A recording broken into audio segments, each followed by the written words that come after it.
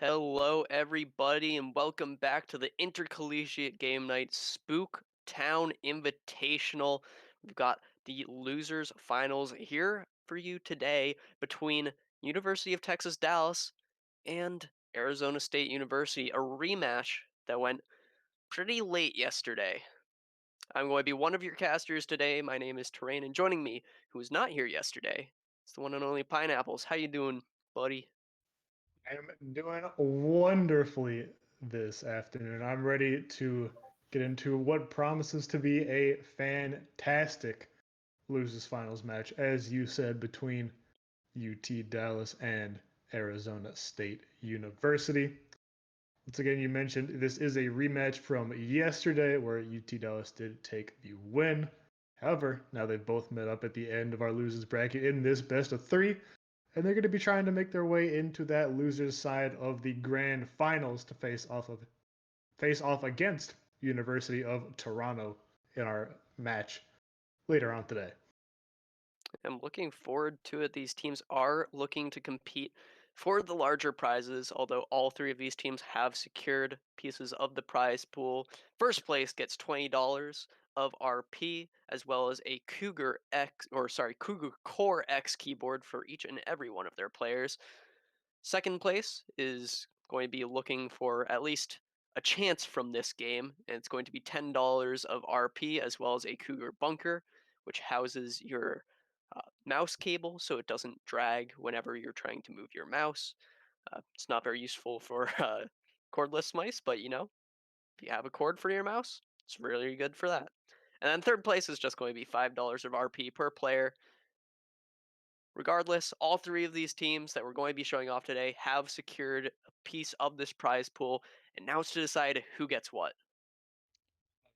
I want to, they're feeling good for being in the money as it is, right? But who wouldn't want to increase the sweetness on the deal, move up a little bit more, get some more bigger piece of that prizing, I should say.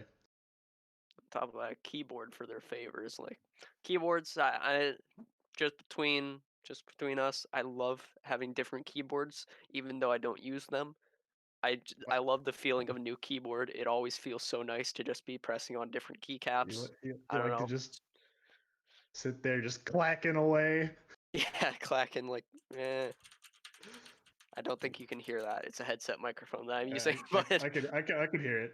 yeah, Came just through a a bit. subtle, uh, subtle Cherry MX Blue keys. Just mm, beautiful. But speaking of beautiful, these teams Hmm. did clash yesterday, and well, you didn't get to see all the frames on stream.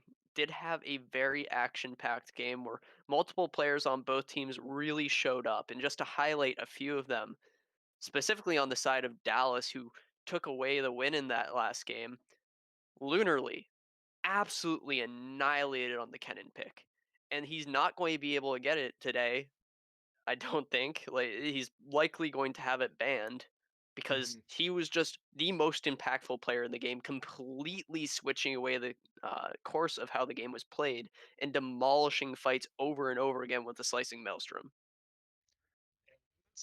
Things like that are adaptations that we hope to see from ASU since we have the rematch. It's kind of neat when we end up in bracket situations like this where two teams who played previously end up matching up again later on in the bracket. So you get to see those changes in strategy, those adaptations to the team that they get to make since they've experienced their opposition's play style at least once. Like you said, the Kennen coming up huge for Lunarly. Definitely expect that one to be taken away. But otherwise, what are some power plays you expect to be seeing out from these teams? Power plays. I'm not sure about plays, but when it comes down Power. to the champion picks, I do think we're going to see quite a few aggressive champions across the board, assassins and aggressive junglers to be Mm-hmm. specific. Graves was picked by Baiko yesterday, and he had a killer performance on that pick. While the Nidalee of Yujung didn't work Mm-hmm. out super well in the early game. He got set behind quite a lot, but he was able to make his way back into the game and still have an impact, building a little bit more supportive with an Athene's Unholy Grail as well as an Ardent Censer. I don't think we're going to see the Nidalee again personally. It got shut down really easily. Arizona had an excellent early game played into it, but Mhm. I think it's still an option as UTD still was able to win out in the matchup. I mean, Nidalee, you were mentioned that they came back, they were still useful on it in the later stages of the game. There is a chance that they could just say, all right, last time we didn't quite play it just exactly how we wanted to. So maybe we just go for the pick again since it was useful, it worked in the last round. But this time we maybe adapt how we play the early game to facilitate that pick, to let it get online, let it start doing the Nidalee game plan of just getting online early, pressuring, creating advantages on the map, those sorts of things. I think Graves could also still be an option for both the junglers. It Mm-hmm. might be a highly contested pick between the two, as it was picked a ton yesterday. I think almost every team either picked or banned the Graves, just because he's so strong right now. He offers so much damage for a team, and I think the most underrated part about him is the smoke screen being able to completely zone out an AD carry from a fight for quite a bit of time, just because it can't auto attack. Yeah, that ability is just absolutely. It's such a hugely underrated piece of crowd control, right? For exactly that point that you just mentioned, for AD carries, for auto attack based like melee carries, stuff like a lot of top lane picks that we've been seeing recently, Fiora, Jax, Camille, those kind of things. The smokescreen can just nullify that champion for as long as it takes them a second or two to get out of it, which can be huge in terms of the damage that whoever gets hit by it is no longer putting out. Yeah, I mean, speaking of those top lane power picks, the Camille was banned out immediately, and then translates into Lunarly picking up the gangplank, likely taking that to the top lane, and Nidalee Mm-hmm. actually being locked in by Arizona State this time, uh, perhaps just to take it away from Dallas. Yeah, it could be, trying to take that away from Dallas, or it could be just something that they're feeling like they want to run a competition, they want to get online early, they want to be able to Oh, affect these lanes. And we gotta touch on these picks from UT Dallas. Lilia in the jungle for you, Jung, and good sir in the mid lane with Yasuo 2.0 himself, the Yone. I mean, 3 letters of Yasuo are in Arizona State's acronym, ASU, so I think True. taking away one of the 2 picks that are just Yasuo Hmm. is actually pretty decent. I'm not sure how good Yone matches up into either of the solo lane picks that have already Hmm. been locked in here from Arizona State. I believe Renekton is actually a super, super hard counter to Yone, Hmm. and it's also a decent pick into the Gangplank. So there could just be a flex in picks between this Irelia and the Renekton to go either lane. Honestly, I think the Irelia is pretty decent into Gangplank as well. So I'm liking these solo lane matchups so far for Arizona. Yeah, the lane matchups I think definitely are looking very strong for Arizona State. Like you said, Renekton is so good into Yone. You just get to bully him. You have your way with Yone for pretty much the entire laning phase. He really needs assistance from the jungler in order to survive and try and make it to those item breakpoints. Similar deal in the top lane. Aurelia can really put a lot of pressure on Gangplank. She just all-ins him very effectively. And it's kind of hard for Gangplank to deal with the pressure that she can put on. Yeah, I mean that being said, UT Dallas were able to get the Leona super pick, Mm-hmm. especially with the famous and old duo of the Misfortune. There is going to be Mm-hmm. a very, very strong fight presence from that bot lane. I think the Braum is a smart pick to answer the Misfortune, Mm-hmm. but Leona just in general, especially with the exhaust that she's opting in for, could be super impactful at canceling out engages from the Nidalee, engages from the Irelia, and making sure those two champions can't really just jump around a fight, annihilating everybody. Yeah, it'll be able to provide a whole lot of lockdown for the champions that want to get on top of the Johns and stop him from unleashing that bullet time later on into the game. And the Braum, as you mentioned, I think is a very smart pick for Arizona State because that does a great job of shutting down what the Johns wants to do. Sure, you get the Leona engage, but if he can get that unbreakable up in time, you just nullify so much of that damage coming out from the Misfortune Ultimate that provides a whole lot of safety for your team in these team fights. Now, I am a fan of actually both these drafts. I Hmm. think that if we had vision of when which pick was made, it might help out a little bit with how we judge where this draft is going to go. I Hmm. do think that the Gangplank was actually a last pick here from Dallas, even though it was completely the opposite as far as this pick ban goes. But you can see that Volibear and Kennen were both banned in second phase, and then Galio and Nautilus were banned early on, or sorry, later on from Dallas. So I Hmm. do think that there were some saved picks up the sleeves of each of these teams. I think Jin could have been a fairly early pick from Arizona State. Braum definitely reacted, perhaps last pick, to the misfortune, which Hmm. probably escaped the first phase. I believe it could have been Yone Gangplank as the last two picks here from Dallas.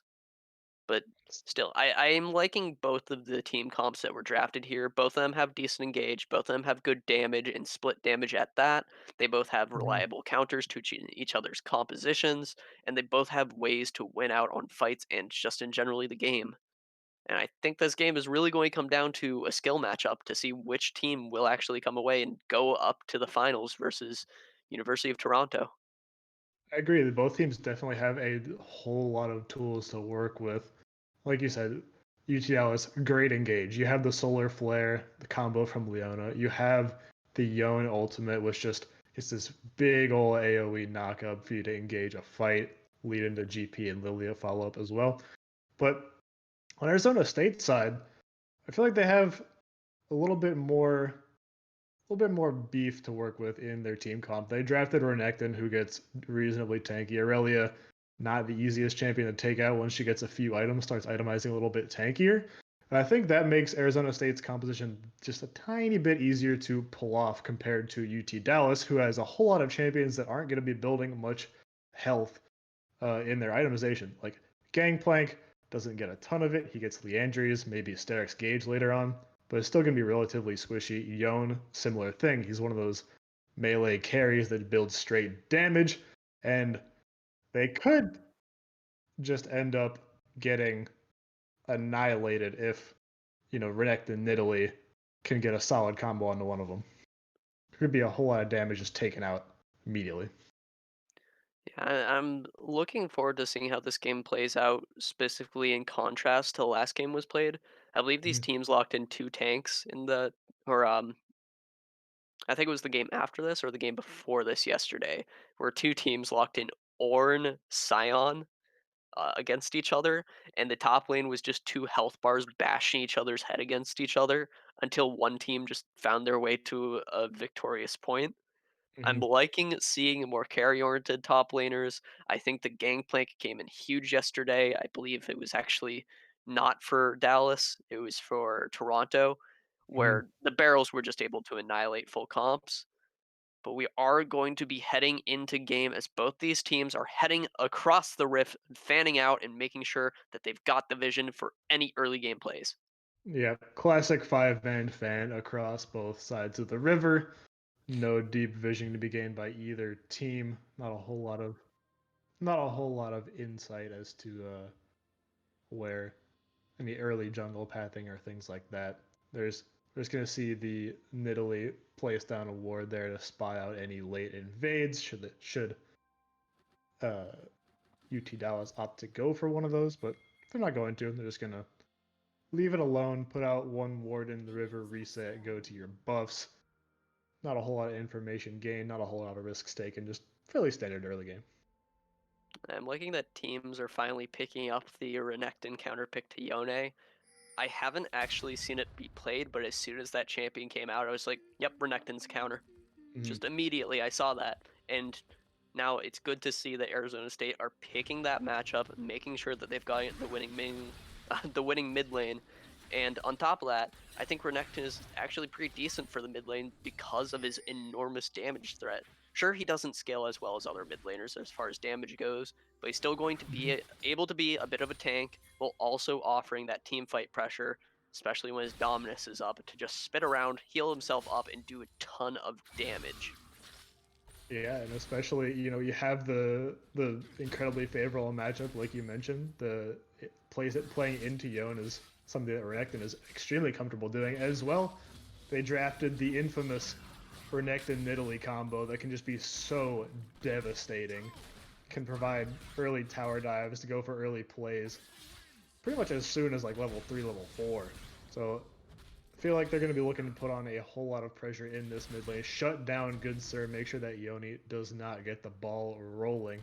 Because if it does, it could be quite a tough situation later on in the game. Even then, a 10 death power spike is a thing on that champion. Lunarly actually taking a bunch of damage in this trade so far, but minions are there for his favor to make sure Irelia can't continue on in that fight. The Conqueror would have been huge for the Irelia if she didn't get chunked out a little bit earlier on.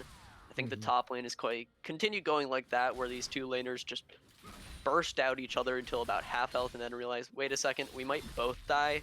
Let's just pause, wait a second, and actually get him fight in the mid lane. Being caught out a little bit here from ASU.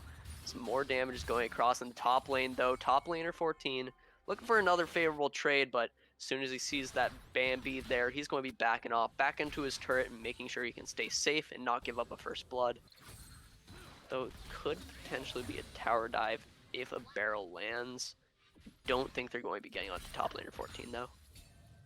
They're looking like they want something, but we're a bit scared to overcommit. They don't want to go for any overly risky plays where the kill isn't 100% guaranteed at this point in the game. So they're just gonna intimidate top lane 14 or just a little bit, then back off, take the scuttle crab. You didn't lose a whole lot.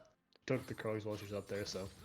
I mean, that being said, the Nidalee was actually able to find something Lunarly getting knocked a little low here. The Conqueror is on. She has the auto attacks, but not the not her flash to follow up with Gangplank. I think she could have got the kill there playing a little bit further, but still a little bit risky of a play. Does get the flash and the back and the teleport as well out of this Gangplank, and overall winning trade for this top laner of ASU. Burning the flash on a Gangplank means that champion is going to be very susceptible to Baiko coming up and getting a gank in there in the next few minutes, because all you have as Gangplank is that orange now. You orange, the Aurelia stunned, and suddenly you're just a sitting duck waiting to take some damage. But now we see Yujong coming up the top lane. Top laner 14 is a bit overextended. They might be able to make a play here. There still is a flash up on this Irelia. She's going to have to dodge out in this slow teleport coming in here from Cat on thy roof. Going to be following up onto top laner 14, getting some damage dealt. There's no flash on this Gangplank, remember, but ASU members are getting knocked low across the board. A beautiful flash by Yujong there to dodge out on the blades to stun up top laner 14. There's the swirl seed as well as the auto attack from Gangplank, and first blood over to Lunarly. So back and forth. We saw Cat on thy roof come in. I thought, oh, it's going to be the play. They're going to turn it right here, but it just got chunked out so hard. Top laner 14 got really low at the beginning of that play, so they couldn't commit as hard as they needed to make that 2 versus 2 play work. It ended up being Cat on thy roof getting chunked out, had to leave as well. So they were just able to turn the focus back onto the Aurelia, pick up that close first blood. And suddenly, you don't have the teleport on the Renekton anymore. That Gangplank whose flash you burned earlier into the game now has a kill, has the completed Ninja Tabby, and is feeling a whole lot better about this early game series of events than they were just a few minutes ago. I think that play could have gone entirely differently if the Renekton had a back in before the play. As you can see on this back they was just able to get after shoving in top lane to get that lane swap back into how we started the game. If he had that back, he would have had quite a bit more damage. He would have had, I believe, 22 more AD, as well as some lifesteal and a little bit more health for that champion. And the Renekton would have been able to offer a lot more in that fight and possibly be able to get that turnaround, but didn't work out, and there was just good dodges out on some skill shots and some damage from Dallas. So they are going to be able to win that fight. It's not going to mean all too much yet, as top laner 14 still has quite a bit of pressure as this Irelia. Going to be a little bit behind in itemization, as the Ninja Tabi have been finished on Gangplank Lunarly. Going to be able to tank up quite a bit more damage. But he's got to be a little bit careful, as the Nidalee is roaming into the blue side jungle, trying to get some deep vision to make sure there can't be as much jungle pressure towards that Rift Herald. Perhaps ASU are going to look to make the gold plays rather than the dragon plays in these early game trades. ASU now looking for a fight on the mid lane. Good Sir does have his ultimate available to get out if he wants to, as well. Irelia, or not Irelia, Leona roamed up to help out the Yone. It's just going to be simple backing off of both these squads, heading back to where they want to be, as blue team does start off the dragon. And rotating up into the river, I don't think ASU wanted to commit any further onto that play. The Gangplank ultimate was dropped from Lunarly. The bottom lane was in the river. They could have roamed up. So at that point, they figured, all right, we'll just back off. Having the trade is fine. We don't want to overcommit once again. Nope. The Dragon was taken by UT Dallas. Vico is losing a 1v1 with Lunarly's Gangplank. Is not able to do a whole lot of damage to that pirate. Sitting around on the top side looking for something, but it was a pretty smart play there from Lunarly to roam down into the blue, just because they UT Dallas stacked up their team for the dragon, and there wasn't a Rift Herald to take on the other side. Gangplank already shoved in his wave, so there wasn't a top lane turret to take, and mid lane was about even. So because Lunarly roamed down there, it denied Nidalee the ability to punish that dragon play by going for the blue buff. Now not able to take much. It's just going to be UT Dallas falling back, possibly looking to take the Rift Herald, although it is pinged out from Dallas, so information is known. The rotation is pretty called out, and I do think Dallas could be able to counter that play if it were to happen. Yeah, Yujung is on the top side. Mid lane priority is in favor of Dallas, so if ASU went for that play, it definitely could be countered out without a whole lot of difficulty. Both junglers on the top side, although Vico is going for a recall on the way. Ping may signal a play coming up under the tower in the next little bit, but they're just going to back off, go for the Rift Herald, possibly the Crab. Not make any hyphy plays quite yet. I don't think either of these teams are quite ready for a Rift Herald. You can see that deep ward right by the red buff of ASU, which is going to spot out if Nidalee goes for any sort of rotation onto the Rift Herald. You can see bot lane of ASU roaming up though. I think they're going to try to look for a team play onto the Rift Herald, try to get that neutral objective and gold back, although it will be red here from Dallas, so we should be expecting a fight any minute now. On the other side of the map, Cannon Barrage and Teleport are both down, so he won't be able to join the engagement, but all four other members of UT Dallas are in the area. They're coming to try to contest, but it might be a little bit too late. Starting to walk into the river, but the objective is just about down. Yeah, it's as good as gone, and now absolutely gone. A nice play there from ASU to get some gold back after they lost the dragon. That should help them even out the gold lead if they can get the Rift Herald onto a turret. There's about 3.5 minutes left of turret plating, so they do have plenty of time to use it. Try to get at least some outer plates, if not in the first turret of the game. So you can see in the mid lane, there is a play onto the Yone right now, getting forced out of lane a little bit. But now you can see that the red team is rotating up to top, looking to get onto that turret, perhaps get a turret dive going. The jungler is nowhere to be seen here for Dallas, and this should just be first turret top for ASU. Yeah, the play is called out. They have the proper vision in the jungle. The pink ward spotting out the rotations, but it does force them off the turret in the 4 versus 2 situation. So they're not going to be able to get it low enough for the Rift Herald to take out the entire turret. It's just going to be plates going down. As good sir, they timely roam up to the top lane, making sure they can't follow up on that all the way. Just a little scouting there from Yone. Could look scary in a second if he chose to ulti there, but none of his team was available for a follow-up. So it's just going to be the call back for Dallas to play it safe. They had to give up those turret plates, but they are able to save the turret, which is pretty decent. Now a flash play here from Yujung, looks for the sleep onto Snoops, does not find it due to the cleanse, but the shot from Lunarly, a Q coming out to finish off the kill. Now Yujung looking very low in a dangerous spot, but is able to get the distance away. The Irelia Alt Knight not quite landing. Now the stacks of the Brittle are going to be onto Lunarly.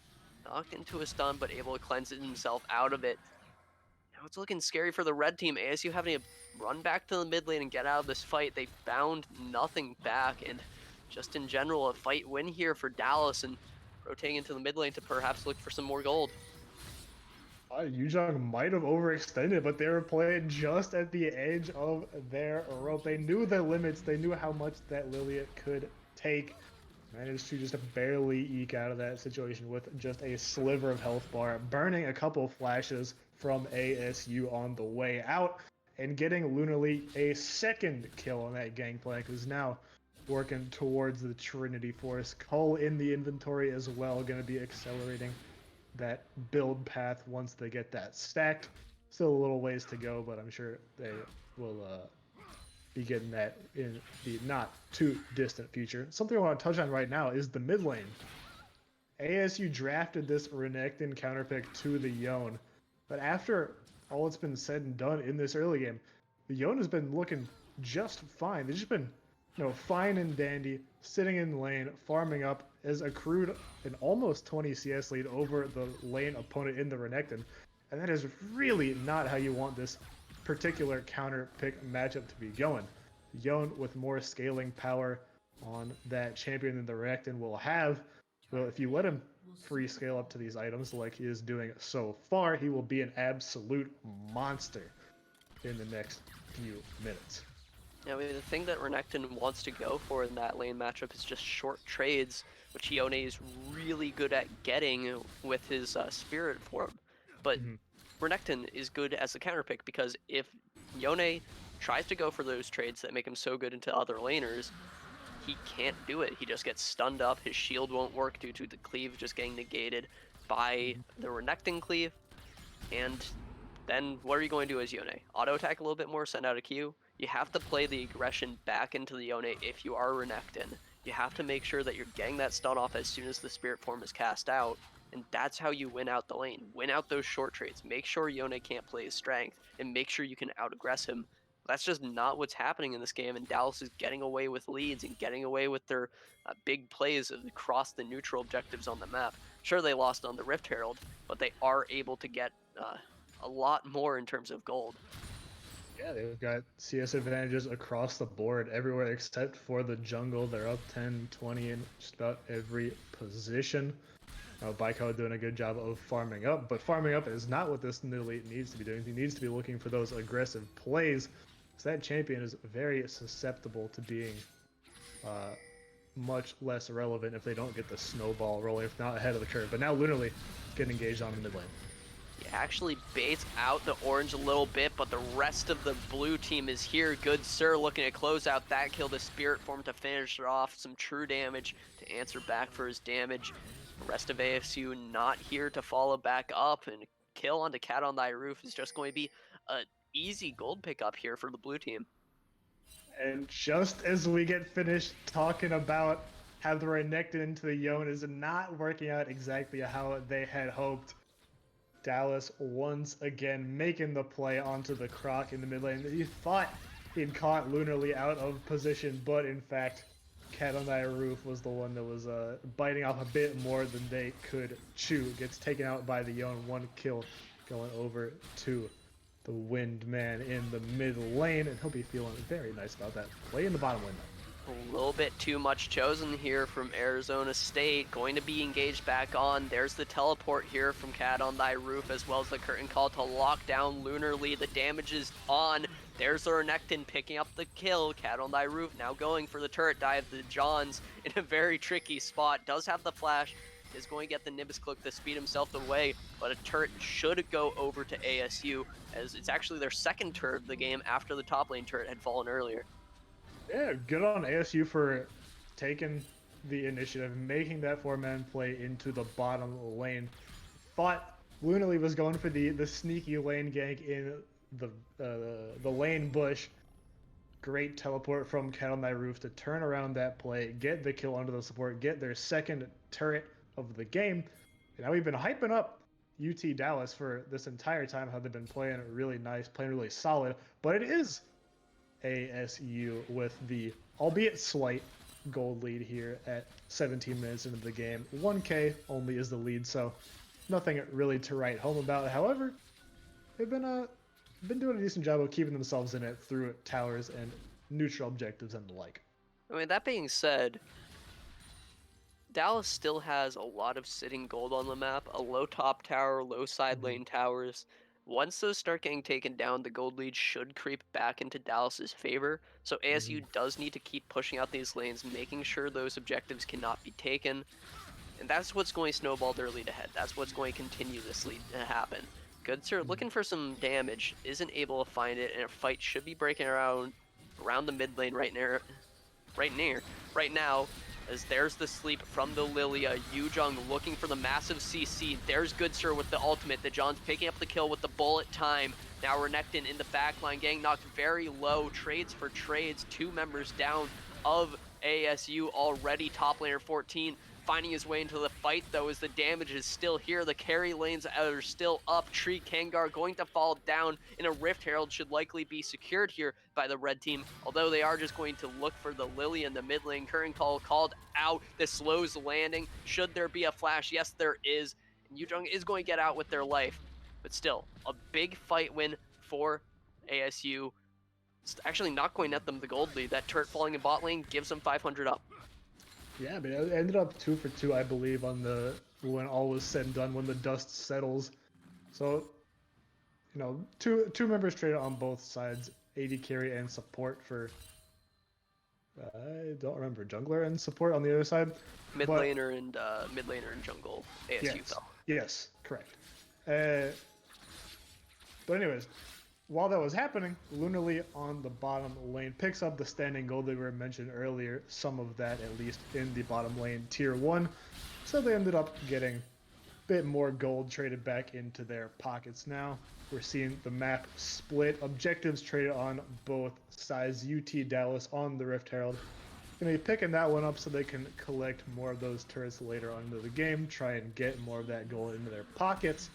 But Arizona State, conversely, trading the Dragon for that, get themselves one step closer to the Dragon's soul, which we're not that close yet, but 2 dragons is definitely one step further in that direction.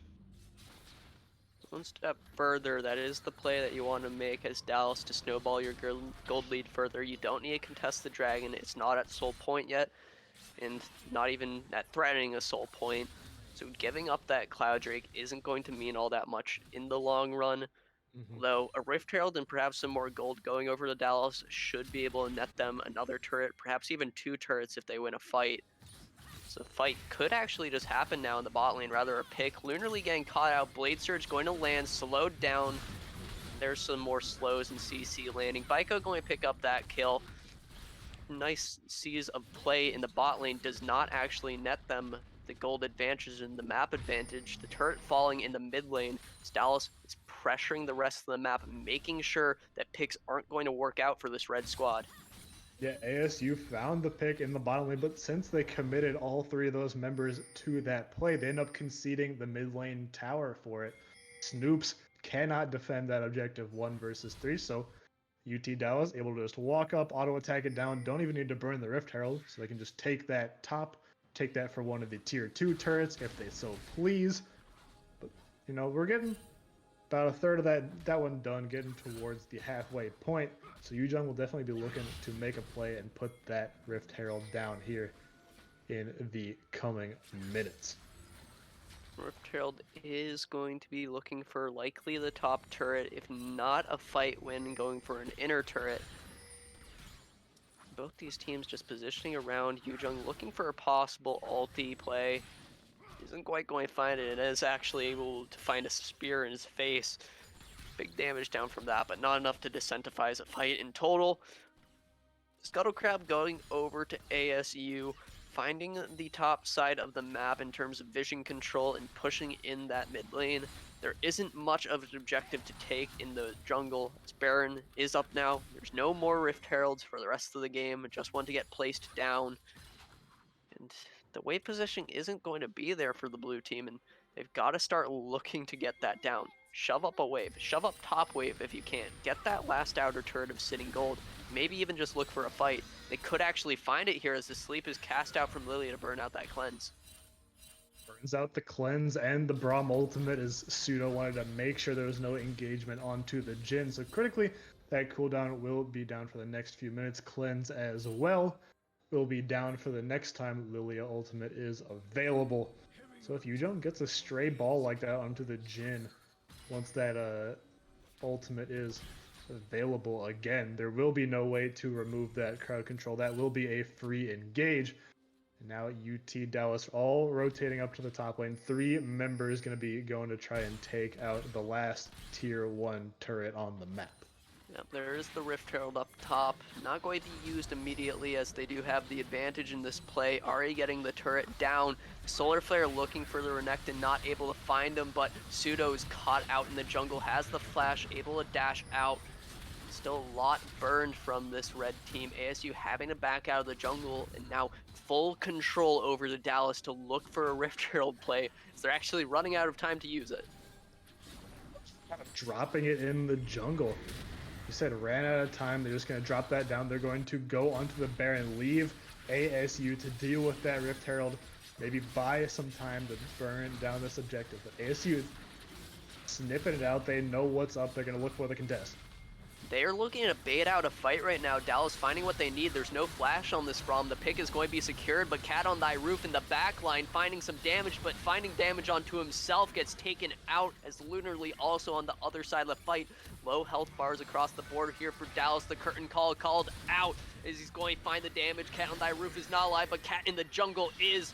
Baiko with the spear, landing it down onto the Yone. Kills for the red team. ASU finding the deadly flourish. Double kill here for Baiko as my voice breaks in the fight. And a winning fight for ASU should net them this mid turret. And finally, a little bit of breathing room to get objectives. UT Dallas thought they were the ones that wanted to take that fight. They thought they were baiting ASU into a fruitful engagement for themselves. It looked like it at the start. We saw Cat on Thy Roof go into the backline, get obliterated. But after that first engagement into the fight, ASU with top laner 14, Snoops, and Baiko were able to just get picks off, but with the low health bar members of UT Dallas find a lot of cleanup kills on the backside of that fight and turn it into a winning engagement for themselves. Pick up several kills, pick up their 3rd Drake, which will put them on soul point when that respawns in a few minutes. And now the gold is dead even between these two teams. Starting to get to item breakpoints. 2 items on the Renekton. Aurelia working towards that Trinity Force. Jhin getting close to the Infinity Edge as well. So they're going to be having a whole lot more itemization to work with, a whole lot more stats to throw around the next time these two teams clash. I mean, sure, the gold lead is still in favor of Dallas, but thanks to that soul getting given over to the red team, this could be just a gold lead in terms of the dragons being taken. Cat on Thy Roof looking for the pick onto Good Sir is just saving the stun for the Jhin 4-shot if he can. The Solar Flare is going to cancel out the curtain call though, as Yone finds the damage on the backline, finds Baiko in the backline. The 2 cats of the team are going to be taken down as the Ninja up with the double kill. No jungler here for ASU, and the Baron is started up for Dallas.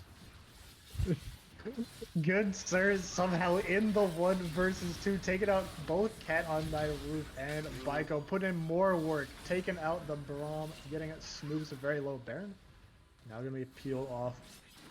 Top laner 14 and Snoop still in the area. It's just 2 of the carries up here for ASU. Able to take off the Baron. Members on low health for Dallas. They're going to play it safe. They got a bunch of gold from the fight win. They don't want to just throw away that lead that they've been able to get. So going to play it safe, get their items back in hand. 3 items on this Yone. The big spike has been hit. And now Dallas is going to look over to take over this game as the Yone is borderline invincible now. Yeah, but the Yone went from having 2 items and the Aegis to 2 items and an entire Death's Dance. Which just makes this champion so incredibly difficult to remove from a fight. It's just a whole lot of lifesteal, tank stats, the passive on that item that defers some of your damage till later, giving you a chance to lifesteal it back up in the meantime. And now Count on My Roof is getting caught out. Count on My Roof, not in the place he wants to be, but that being said, he was in his own jungle, normally safe place, but not so much when the rest of your team is on the bot side and vision control was just gained from the Baron play.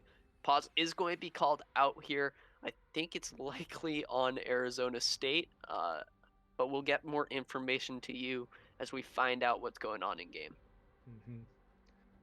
But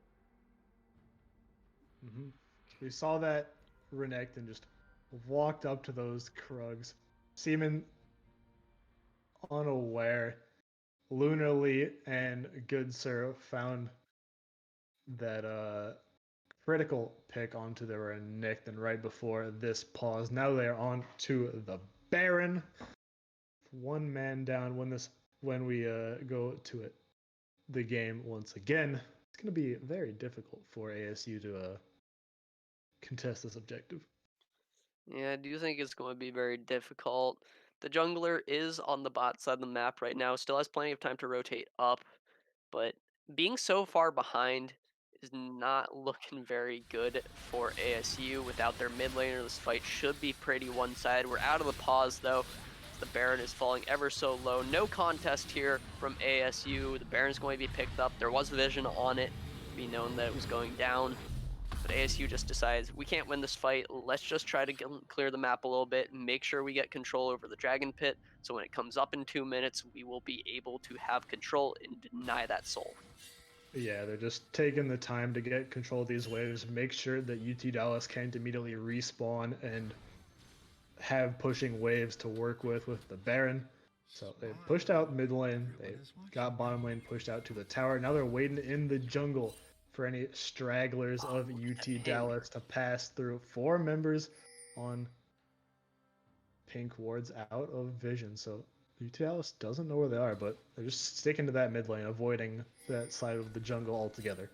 And they pinged it out, said, oh, we don't know where any of them are, but they weren't by Baron. Why would they go there now? Red team has to be somewhere in the bot side jungle, has to be making the play to set up for the dragon. Let's just not go down there. We know exactly that they are there. We just don't know which bush. We're not going to make the guess. Let's just go for the guaranteed play, shove up the mid lane, look for another turret, and play with this Baron to get the lead even further. Mid inner turret going down. Baiko not going to be able to find a spear back. And just a good read here from Dallas to make sure that they get an objective and perhaps look for a fight now. They do have the members all in or around this mid lane to possibly look for an engage. Yeah, UT Dallas read the play and have, for Arizona State, they really committed to it. They wanted to find somebody alone in the jungle and sat there a bit too long, ended up losing the top lane tier 2, the mid lane tier 2 as well for their efforts. Bottom lane tier 2 as well going to go down, so all 3 of those tier 2 turrets are off the map. The turrets in the base are the only ones left standing for Arizona State University, and now the Dragon is once again on the table. ASU in no position to be around this objective, so Soul is just going to get stopped for that much longer. Soul is going to be delayed. Just a Cloud Drake going over to the blue team. It is going to be their second Dragon, so they're not stocking up that cooldown reduction quite yet. Though could be getting to that 30% point where Yone can just cast out 3 ultimates in a fight, find the massive amounts of CC and damage that ultimate has to offer. And that being said, a fight could break out where he gets a big ultimate in. Good Sir showing up again after his killer performance yesterday on the Lucian.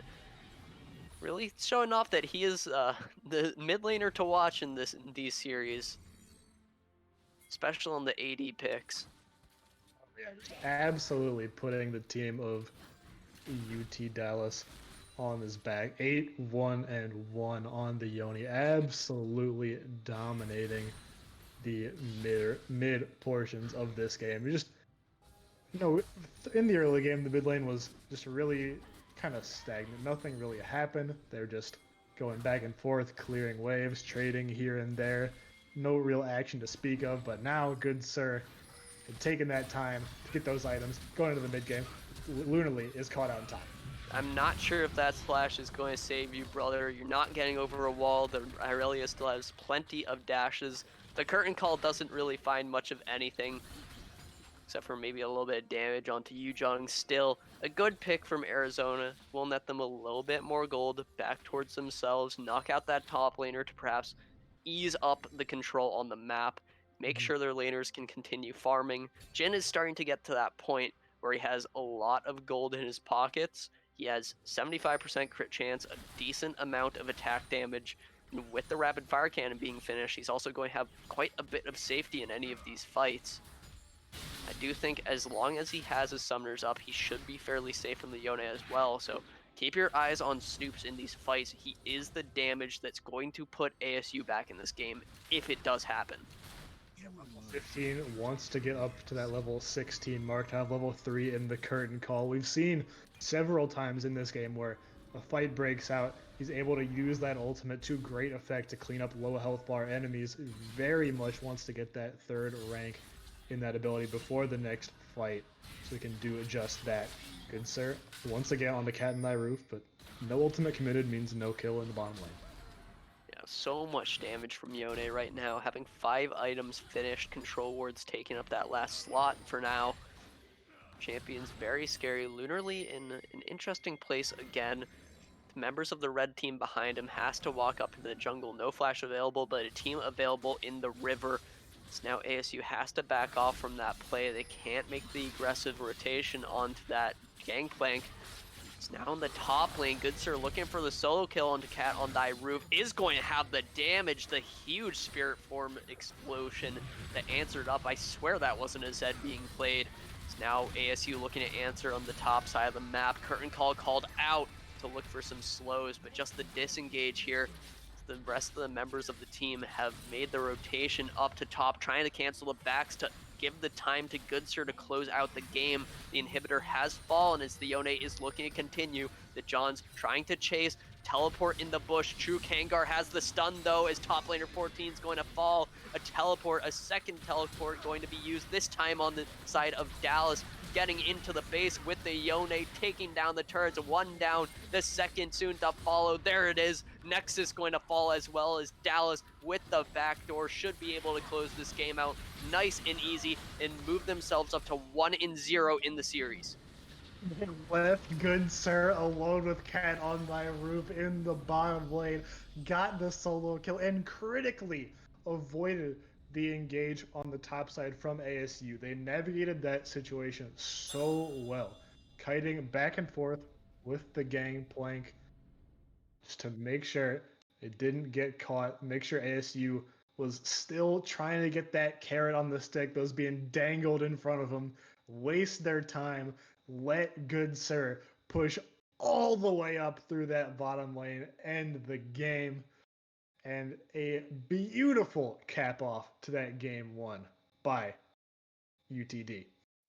Yeah, beautiful cap off indeed, showing why they won the game yesterday.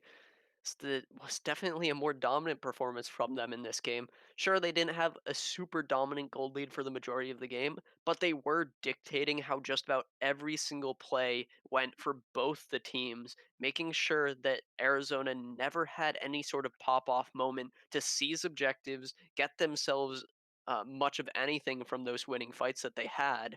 And in all, UT Dallas really just took control of the game. And while it did go a little while, they did show that, hey, we know the macro game. We know how to control these waves. We know how to make sure that you will not be able to seize control. And like you said, they just prevented ASU from getting anything with some of the advantages that they accrued in the very early game. ASU was the first one to get some of these neutral objectives off of the map, or get some of the first Dragon, first few turrets went over to ASU. UT Dallas did a great job of just stopping them there. Said, all right, your momentum not going anywhere. You just have these objectives. Can't really do anything with it. It's our time to now equalize that, run our game. And they did a great job of making sure ASU didn't get out of control and coming back, playing their own game in the late stages and finding that first game win. Yeah, first game win doesn't mean it's over yet for ASU. They still have a chance to win out on this series as it is a best of 3 before we head into finals. There isn't going to be a break between these two games, but there will be a break after this game if, or actually regardless of if it goes to a Mhm. game 3 or not. We aren't going quite yet though. So we're going to be setting up the lobby, getting ready for the next champion select. What do you think ASU is going to have to change in order to answer back for UT Dallas? Uh, better ban Young? Question mark. Take AS, out 200 years. yeah, ASU had a good strategy in theory to deal with it, right? They drafted the Renekton counter pick. They drafted the Nidalee as well, so they had that combo. They just didn't apply the pressure quite correctly to make sure that matchup went the way it was supposed to. It ended up the Renekton had a failed teleport play in the top lane. We didn't really see Vico going for those ganks in the middle lane all that often, so it let Good Sir just play the lane how he wanted to, play it as safely as possible, and become the monster that we saw in the mid to late stages of that game. So, the strategy from ASU wasn't bad. I feel like if they want to run it back, that's totally fine. They just need to make sure they execute it the way that it needs to be executed for that counter pick to actually be a counter. Yeah, I do think that Arizona could play a little bit more like Toronto did into UT Dallas. What happened in the game that happened towards the winter finals is that Toronto decided to pick a Galio with Predator, and it never ended up really having to do much mid. It didn't give gold over to Good Sir, and because he had that Predator, he could just make plays in the side lanes over and over and over again, catching people off guard and catching people with tons of CC thanks to the idle Durand. So I would like to see if Arizona State can pick something that's more side lane dependent rather than lane dependent. If he Mm-hmm. can win out on the side lanes, I think that Arizona State can find their way into these games. But based on how it's been played so far from UT Dallas, they are so reliant on the solo lanes getting ahead that if their bot lane or solo lanes get set behind, then it should net enough of an advantage for Arizona State to take the game. Yeah, and we gotta see the adaptations in draft and in game for the next one. We saw in draft that unfortunately both Camille and Galio were banned out.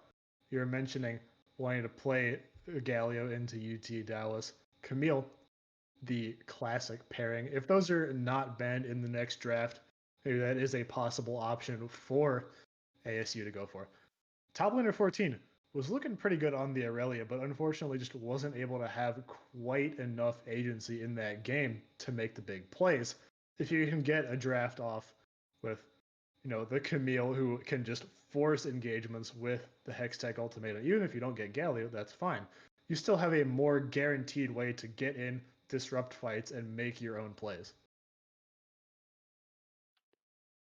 Yeah, I'm looking forward to seeing how the second game plays out. I want to see if Arizona has what it takes to change up their draft to Mm-hmm. play the solo lanes a little bit better. Lunarly and Good Sir have just been so unbelievably dominant in their respective lanes that you Mm-hmm. have to find something to shut them down. I do think that perhaps not going lane dominant champions. Again, I'm going to say it again because my brain is kind of mushy and normally Mm-hmm. we go to break at these parts. But I'm going to say it again, but having something that dominates the map and not necessarily the lane is going to make this game a lot easier for Arizona.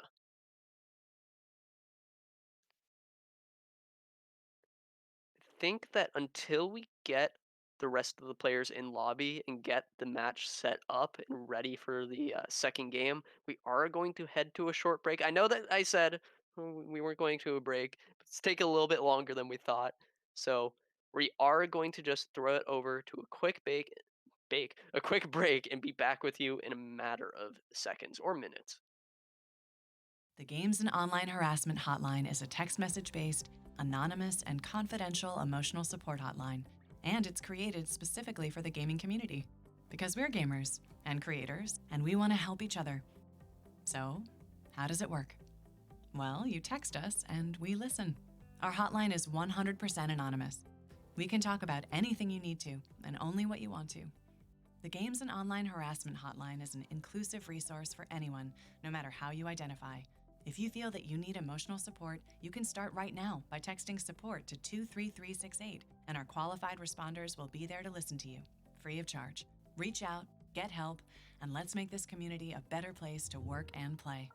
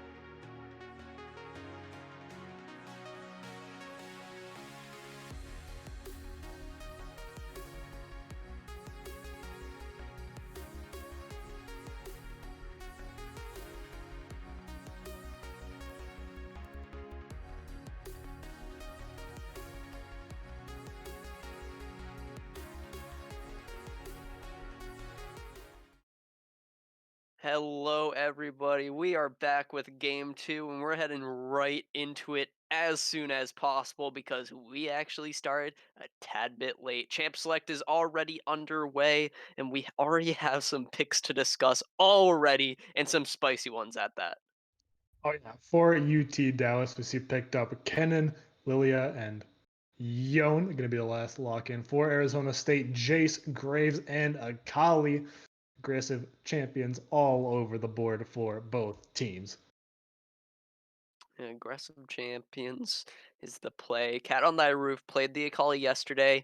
Wasn't an amazing pick, but still did some good work at annihilating Pufu. AD carry not being able to play the game. You can see that it is a sub out. The Johns is back out of the game. He was in it for the last two games UT Dallas played, but Pufu was in the first game where Arizona State fell to UT Dallas yesterday. So it's going to be interesting to see if this AD carry pick does actually end up changing the course of the game, and if these players will have any bit of an easier time or just a better time countering up these matchups. Talking about matchups, the last four picks that were brought out by both teams. Ash and Bard going to be the bottom lane for UT Dallas. Caitlyn and Shen on the other side for Arizona State University. This is it's an interesting draft. Last game we did see the Kennen banned out against Lunarly. This time was able to pick that one up. GP was banned away.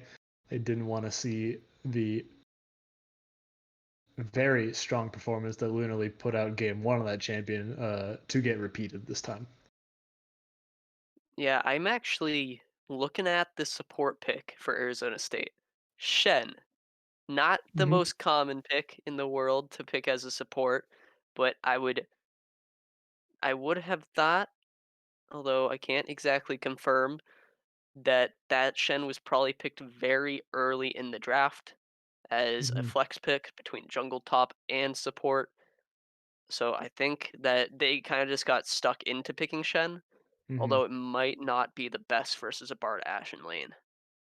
Yeah, they very likely got kind of stuck into that. As the teams use pro draft, we can't exactly see how the draft exactly unfolded. We just get the end result more or less. So yeah, Shen likely was, as you say, picked early as a flex. Likely gave top laner 14 some time to scope out the matchups. Maybe for Cat on that roof, get with a counter pick in one of those two lanes. Yeah, I'm not sure how this mid lane actually pans out between these two assassins. I Mm-hmm. don't know who wins this matchup. I would think Akali's pretty decent into Yone, Mm-hmm. because if he uses his spirit form, you just go invisible. That's all you need to do, and you can Yep. even possibly find a good trade on him by just throwing out some kunai and then getting your auto attack passive off real quick. Hard for the Yone to really punish that, though having two skill shots as the actual abilities should get a little bit of damage down even through invisibility. I think in the jungle, both these junglers are going to be, honestly, it's just very standard jungle picks. Both damage. Lilia offers a little bit more utility with her engage at level 6. But I think we'll see more action from the Graves early on, despite Lilia having a little bit faster of a clear. Really excited to watch. It's going to be the top lane matchup. Lunarly's Kennen versus top laner 14's Jace. Those two range matchups on the top lane. Jace, a champion that really wants to just take a hold of the reins of that lane in the early game and just force the lane to go their way. They really want to just impose their will onto Lunarly. And Baiko is definitely going to be making some visits up into that top lane to make sure the Jace could get ahead. If you look at the composition for UT Dallas, there isn't a single tank in sight. So those shock blasts, particularly the accelerated ones, are going to be doing tons of damage, especially if Baiko can get top laner 14 ahead of the curve, get some of these early lethality items to be able to just put massive holes in the health bars of UT Dallas. Now, I do want to talk a little bit more about the top lane matchup as well. This was actually a very classic matchup from 2016. Kennen and Jace were both high key meta in that world's in the world's picks for Mhm. 2016. I believe it was like Kennen, Jace, Rumble. Occasionally, you would see a Rumble gang or a Trundle gang picked. The reason why Jace was often picked into the Kennen wasn't just because of the ranged auto attacks, it's actually because of Jace's E. Having a knockback on a basic ability allows him to just cancel out any sort of slicing maelstrom engage very easily, or at least force the Kennen out from using her full ultimate on the team. Mhm. So, on top of having a safer laning phase, he's also good at denying Kennen the opportunities to make those fights happen. And just in general, he's a decent counter pick into that lane. He can one shot the Kennen if he gets the chance. Mhm. Yeah, great denial opportunities, great one shot potential, as you mentioned. Should be a very very powerful pick into that lane. It can also deny good sir a little bit in the like skirmishes that are going to be happening. If you get those team fights or those like 2v2 3v3 skirmishes, if good sir goes in with the spirit form, you just bonk him back a little bit. Sure, he's pretty fast, but that'll waste a lot of time on that spirit form, make him have to go back early before he can get a lot of the damage that he would want to get off. Yeah, he only has limited time in the spirit form, so even just taking it out for an extra second can deny a lot of bonus damage, very similar to Zed. Now, all these players are going to be getting ready for this game, making sure that they've understood their matchups, talking out their game plan, and making sure that they have a chance at this grand finals appearance. Only one game away here for UT Dallas, whereas Arizona have to take this one in order to get themselves the game 3 chance and a chance at grand finals. That being said, we are heading on to the Rift as both these teams have made their positioning statements and gotten themselves across the board. UT Dallas wants to take this game so they can get their rematch against the University of Toronto. They met in the winners finals yesterday, and they want to meet again in grand finals.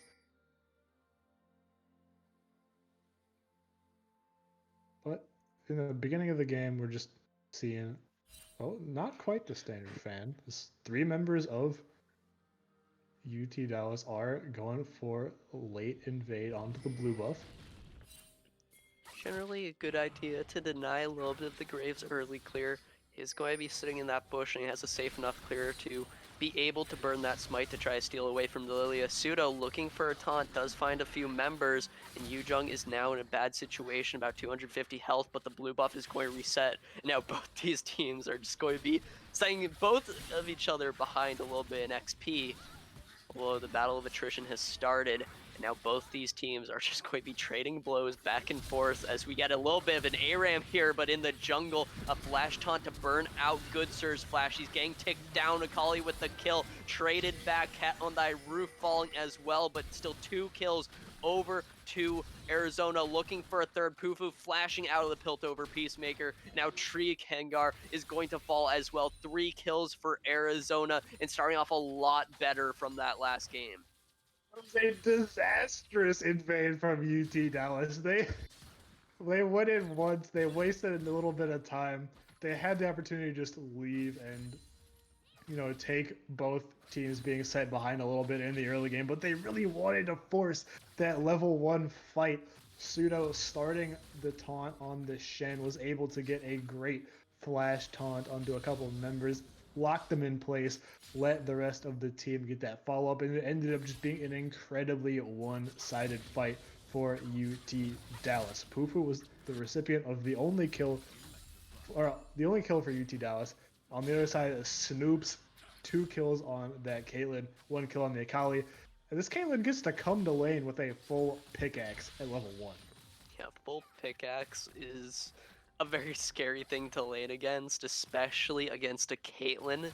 Having that additional 50 range is going to allow her to get a few better trades off, although it won't be quite as good into the Ashe as she is a 600 range champion, and if she gets an auto off, it's hard to play the auto spacing game as those slows deny an AD carry from doing those little back and forth stutter steps to make sure the opposing laner can't get those auto attacks.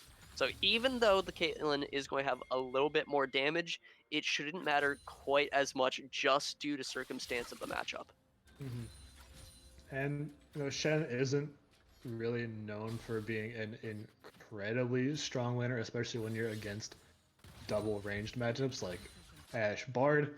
Without either of those summoners available, they're not going to be able to force a ton of engagements. Speaking of forcing engagements, the jungle is going to meet up on the top side. Yujung not making a very smart play here. I don't really know what he was thinking to make that play. The Akali could very easily roam up there and help out the jungle. Plus, Graves just straight wins these fights in the early game because he has much better sustained damage in those skirmishes. So, very confusing and uncharacteristic play here from Yujung. That's another kill over to a carry of Arizona State. And all the kills so far have gone over to the exact members you want them on. Yeah, 2 kills on the Akali, 2 kills on the Caitlyn. Akali is feeling amazing about having those early kills. A taunt on the Ashe. Taunt on the Ashe, Ahri down to half health, lots of damage from Pseudo, but not enough to finish off the kill.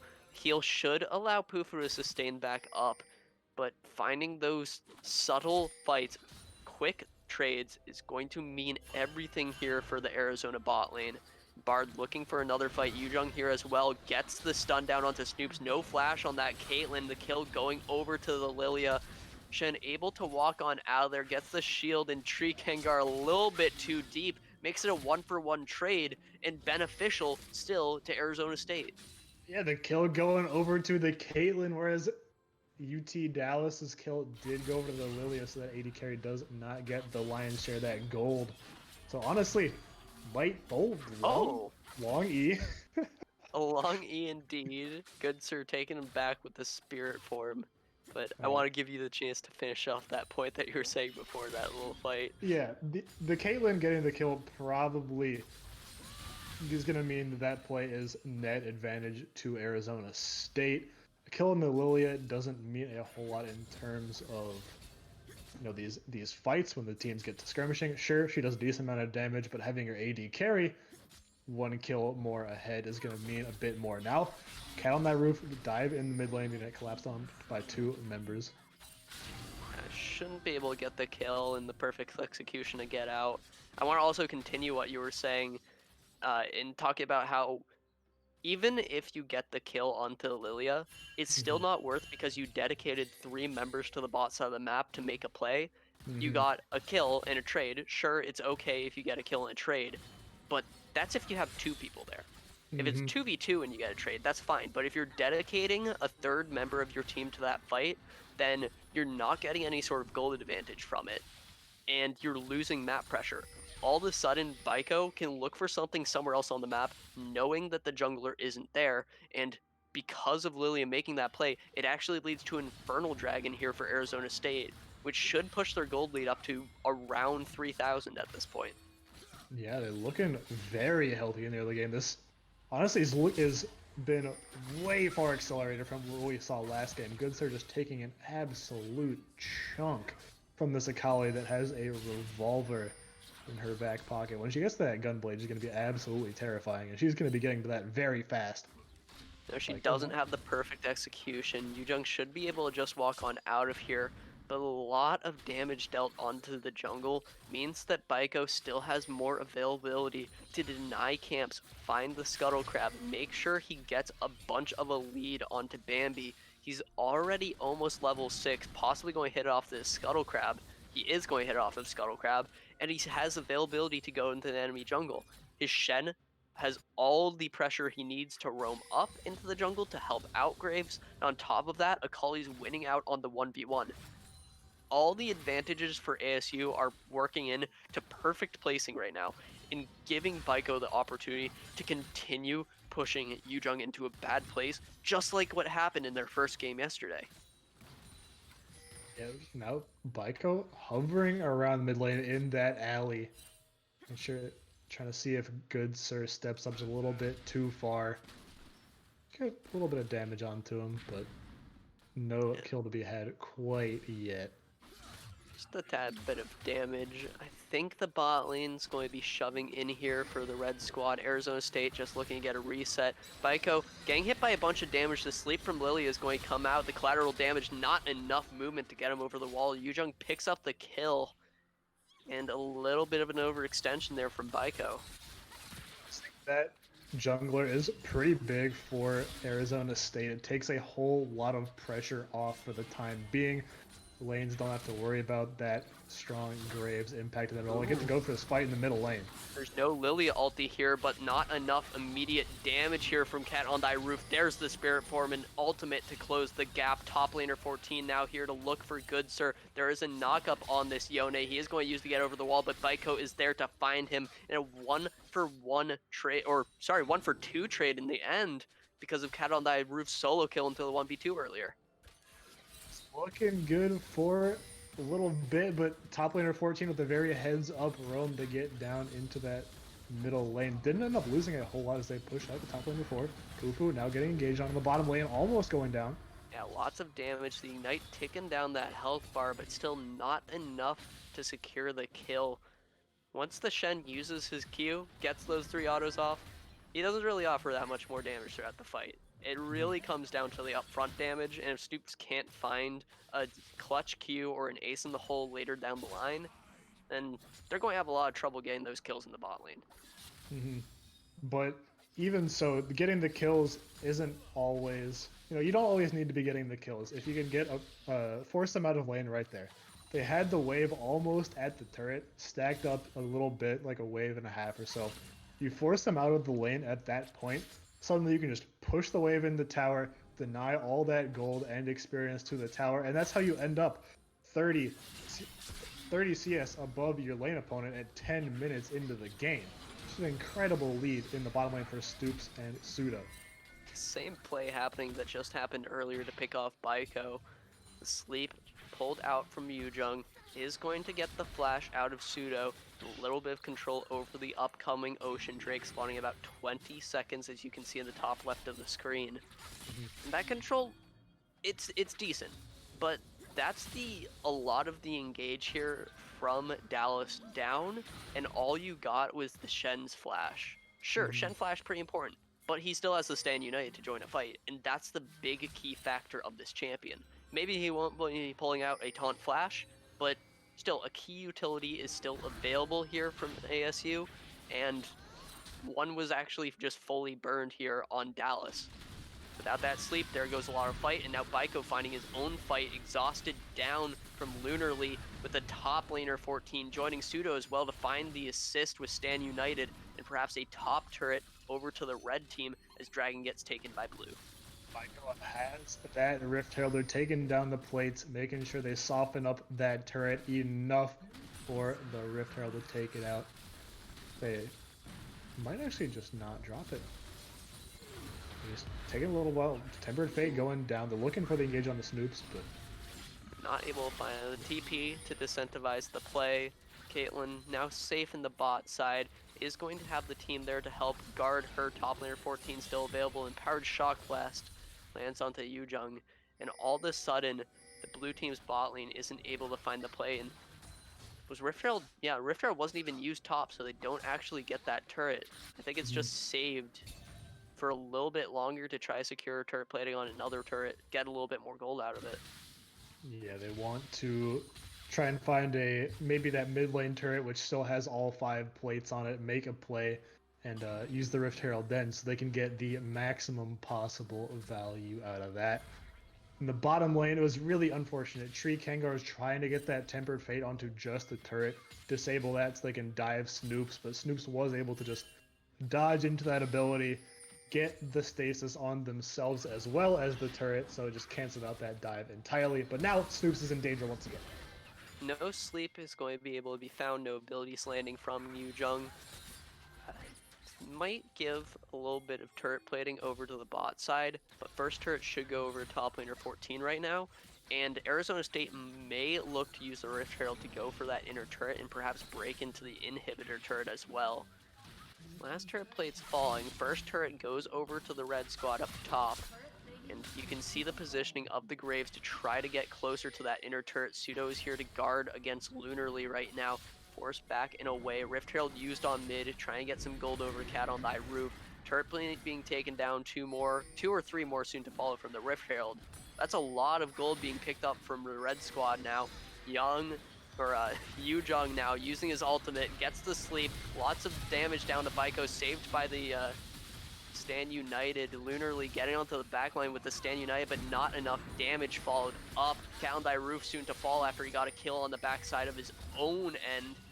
Now, both these teams position around the mid lane, 3v3 in total, but low health on Baiko is going to tell Arizona State to back off and look to play a little bit safe. Went for the Tempered Fate at the end of it, but was just wide, so the play ends there. They can't get any pick on the top laner 14. At the end of the day, ends up being like a 3-2 in favor. Oh my goodness! Pufu was deleted off the map by top laner 14. Empowered Shock Blast did half the AD carry's health. He's on the Manamune Dirk PowerPoint. Picking up the Yomu's Ghostblade is going to be such a huge threat now in damage, and he finally was able to show it off in just a solo kill. Had to burn his flash, but still big things earned if it's just a little, a crumb picked out of what seemed to be nothing. Yeah, it seemed like the play was just over, right? We were just resetting back to nothing happening. Snoops again. Getting damage down the Yone ultimate to secure the kill with the Spirit form to get him on out of there. Now in the top lane, top laner 14 finding a lot of damage down onto Lunarly. No Slicing Maelstrom available. The auto attacks to finish it off. Top laner 14 with a solo kill. It's just crazy how this game has largely been happening regardless of what's going on top lane, right? For the first several minutes of this game, top lane just wasn't really involved in the game at all. But top laner 14 decided, forget all of that. I'm making plays on my own. Speaking of plays, mid lane. The Drowsy taking down Baiko. The sleep there to offer up mid lane pressure.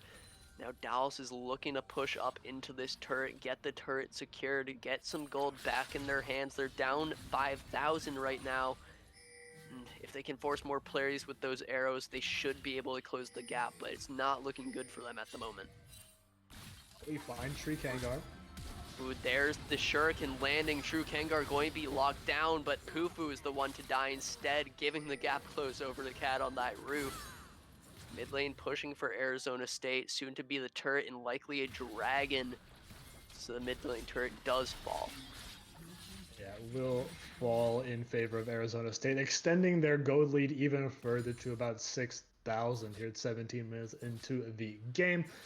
Cloud Drake gonna be on the table. Now that will be the soul once again for this game. Baiko is gonna pick up the first of the Cloud Drakes and work towards that eventual soul. 2 dragons, not, soul isn't imminent, but one step closer means the next Drake is soul point, and after that, that puts a lot of pressure onto UT Dallas. Ooh, top laner 14 looking for another kill. Slicing Maelstrom is up this time though, and Youngjun is here to follow up with the fight. Pseudo with the Stand United to join as well. Gets a taunt down onto Lilia, but the damage is here. Pseudo getting knocked down. Baiko now in the middle of a difficult position. Gets knocked down here from Pufu, and the Bard ult locks down top laner 14. Dallas finally a play in their favor and should be able to translate this into an objective. Huge rotation from UT Dallas. Props to all 4 of those members coming down. Looked like Lunarly was getting caught out by top laner 14 with the Stand United assistance there from Pseudo. But we had Yujong come in, turn the play a little bit at the beginning. Suddenly, the bottom lane is there as well. Tree Kengar and Pufu with that clutch rotation gets themselves a 3-for-0 play, and that is exactly what they needed if they want to get back into this game. It gets them the bottom lane turret. It gets them time to go onto this Rift Herald and try and take that Arizona State is now up. They're teleporting in. They're going to try to contest.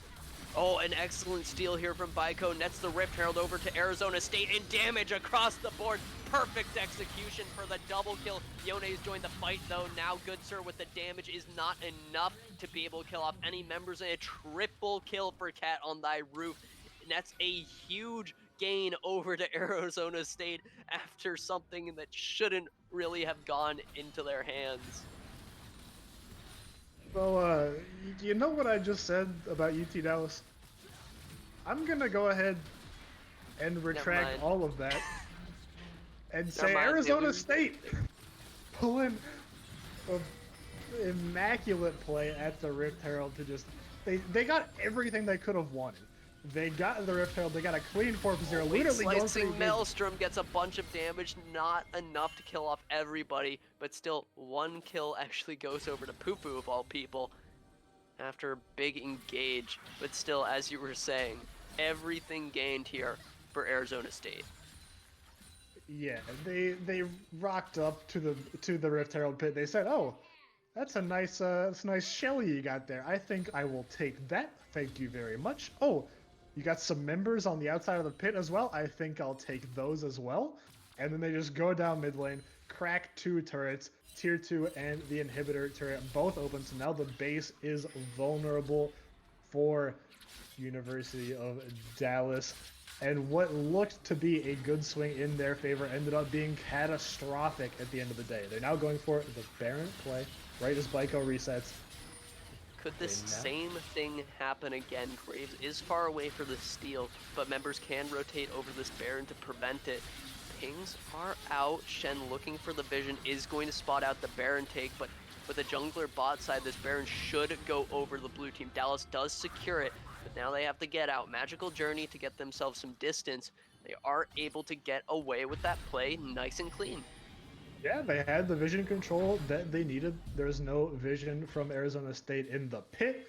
The only thing that they got was the Scryer's Bloom and eventually a pink ward in the Baron pit to find that out. But at that point, it was too little too late. Baiko reset right as University of Dallas started the Baron and then went bottom lane, so was in no position to contest.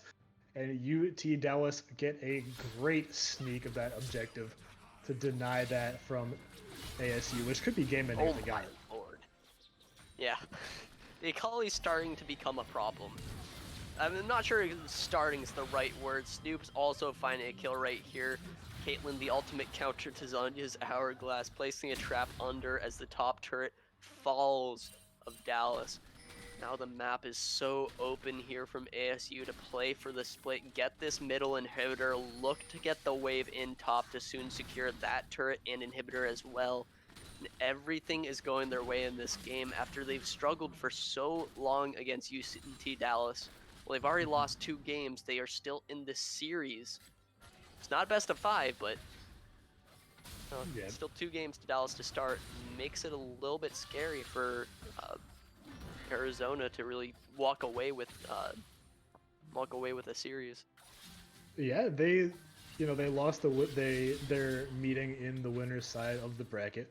They lost our first game here in the losers finals, even though it was much closer than this one. It did take a while. UT Dallas ended up pulling that out, but in this game, it just looks like a brand new Arizona State. They're just making plays everywhere. Things that didn't work out in their favor last time, that they tried and just flubbed, are going immaculately in this game. Cat on that roof, popping off. 7-3 on the Akali. Snoops, 5-2 on the Caitlyn. Doing absolutely crazy amounts of work. Top laner 14 as well. Just able to obliterate pretty much everyone on UT Dallas's team. It seems like they just got their second win. They were kind of reborn in between games, and this iteration of ASU is terrifyingly strong, to be frank. Yeah, they're doing absolutely everything to push their lead to the absolute limit right now. They're so far ahead, only 2 turrets over to UT Dallas right now, 1 dragon. I don't think they even got to secure a Rift Herald in this game. So big stuff here from Arizona State to make a statement. saying that they are still in it, are still looking to get into finals, looking to close out this game relatively soon. Mid lane cracked, the Baron running out. There will be a little bit of pause in the action for now, but a fight should break out fairly soon with the neutral objectives coming up at a fairly similar time. Baron should respawn in about 3 minutes. Dragon also respawning about 3:30. So the play looks to be bot side for Arizona State.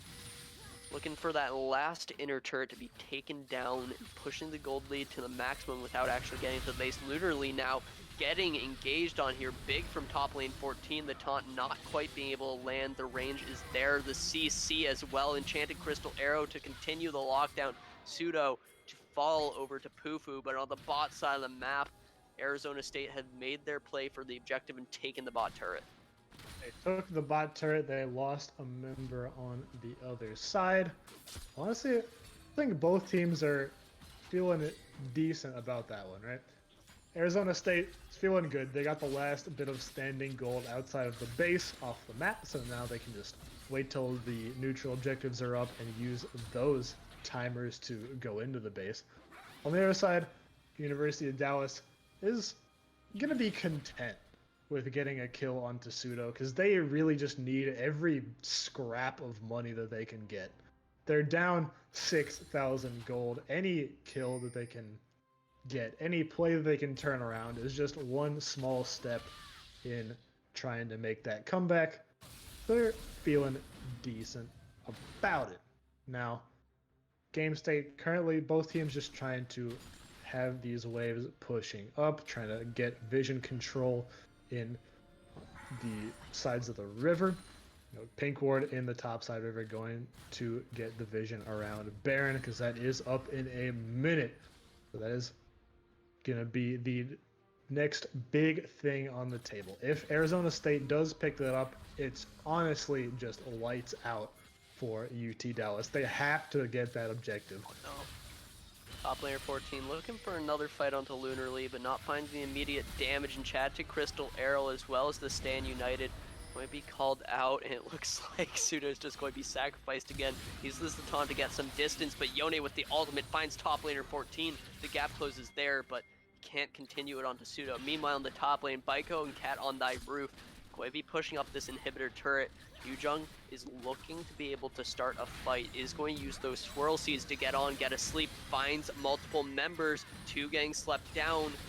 Zanya's out of the Akali, is going to get her out. 1-for-1 trade so far. The top laner falling for both teams so far. 3 members down of Arizona State, make it 4. The Baron's about to spawn, and Dallas is back in the game. And miraculously, they find the fight on the bottom side. I thought, oh dear, they committed a bit too hard. They let Arizona State crack open the top side of the base. They just managed to get that rotation on it, get the perfect fight, honestly. They lost Lunarly, but everything else went their way. They got 5 kills in the split among the 2 plays, along with the Baron. Suddenly, the gold lead down from 7k to about 3. They have the Baron buff now. They get to reset one last time and go over the Drake to try and deny that soul from ASU. Deny the soul is what they have to do, but perhaps they could find a little bit more gold and safety from this Baron. The minions are going to be pushing their base, but both the inhibitors have respawned at this point, giving them a little bit more safety. Arizona State are just going to take this dragon uncontested, as the rotation is not here from Dallas. Just going to be the safe play. And I know it's a soul, but it actually isn't that big of a deal, to be honest, for this team. Arizona State doesn't make big use of it, but at least they deny the ultimate cooldown from the cannon. Yeah, they... And Lily, I guess. UT Dallas would have loved to have more Cloud Drakes, more, maybe try and get the Cloud Soul for themselves, but you mentioned that... Oh, hold that thought. Okay. You mentioned that Arizona State doesn't make great use of the ultimate, because they don't have any particular champions that really benefit from having that extra move speed when they go in with their ultimate. Sure, I know, on Caitlyn, doesn't matter at all. Shen feels nice. Graves, but nothing that is really game changing about it. So that soul, sure, they can just give it up. The extra cooldown reduction for the ultimate is feeling very nice for Arizona State, though. But UT Dallas, they don't want to risk losing the Baron buff once again, because last time they got Baron, ended up getting caught losing a couple of those, couldn't really make any use of that buff. So they're going to learn from their mistakes and play it a bit safer this time around. Play it a bit safer. Arizona State does just, Dallas has a little bit of safety to play for. The Magical Journey is looking to just perhaps get the Banshee's Veil out. Shuriken does land, but no connection here. Kali doesn't want to send herself flying into the enemy team and getting destroyed immediately. It would be a funny play to see, but not one that we are wanting to really see. Cat on my roof doesn't have the Lee syndrome on that Akali. Doesn't take every E that they land, which is probably the smart play. So trying to go into the base on all three lanes. Engagement in the bottom side. Engagement in the bottom side, but not something that's worth really working for the red team. The Enchanted Crystal Arrow and the big Bard ultimate lock down the Arizona State squad, and 2 kills go over to this Yone, now sitting at his 3-item spike. Yujong looking for another kill, possibly a topside. Sleep is cast out, I believe. Not sure. No, it was not cast. It looked like it. I think it was just an E. Very similar cast animation. Just kind of swings the thing around her head. Looks just about the same. But to break that one down, they just,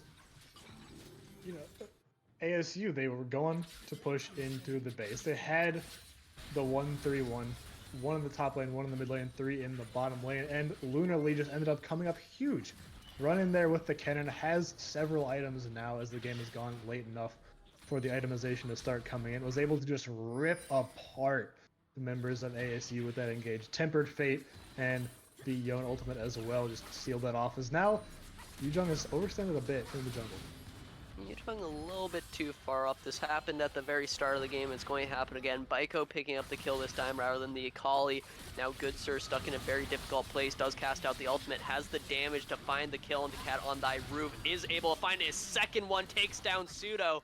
Baiko is going to be available now on the top or bottom side of the map. You can see the rest of Dallas is pushing into the opposing base, and we've got a base race on our hands. Caitlyn pushing up the mid lane for Arizona with Baiko. Now top laner 14 here to stop the push. Inhibitor falls for both teams, one in the mid lane, one in the bot lane.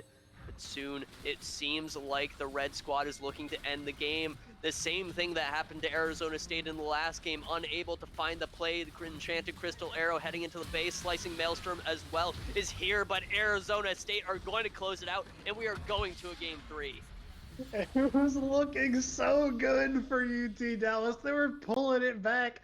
They were starting to grab the reins, starting to grab control, and they just stayed a bit too long in the bottom side. Let ASU sneak a couple members, the Caitlyn and the Graves, into the base. They found the turrets. They found the base race they needed, and they closed that one out. Honestly, just heartbreaking for UT Dallas, who was starting to mount such a good-looking comeback. End up going down in game 2, and ASU has forced a game 3. Yep, the game 3 is going to be played. It's going to be another one of these close matches where both the squads have really put pressure across the entire game. Sure, that was maybe a little more one-sided for Arizona State than the previous game that went over to UT Dallas. But it's already been shown that Dallas wasn't completely out of the game. They were making their way back in. Good Sir find a nice double kill in a 1v3, and the rest of the squad was making the play onto the inhibitor. Top laner 14 was able to get back, though, and stop that push and make sure it couldn't happen. And in the end, just happens to be that Arizona State walk away with a game and now are looking to find their place into the finals. 1-1. This third game will decide who ends up going to face University of Toronto in our grand finals. immediately after this. But before we get into our third and final game of this Losers Finals series, we will be going to a quick few-minute break before we bring you our third match of Losers Finals. Don't go anywhere. You won't want to miss it.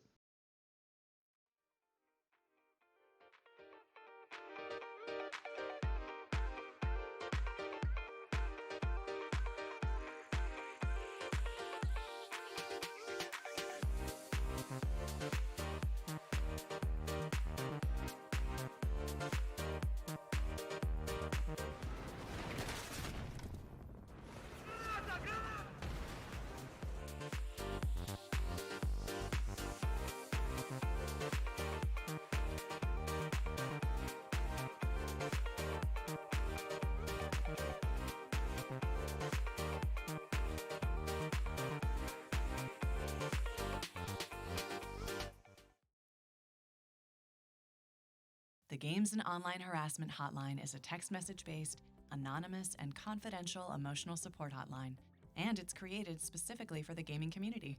Because we're gamers and creators, and we want to help each other. So, how does it work? Well, you text us and we listen. Our hotline is 100% anonymous. We can talk about anything you need to, and only what you want to. The Games and Online Harassment Hotline is an inclusive resource for anyone, no matter how you identify. If you feel that you need emotional support, you can start right now by texting support to 23368, and our qualified responders will be there to listen to you, free of charge. Reach out, get help, and let's make this community a better place to work and play.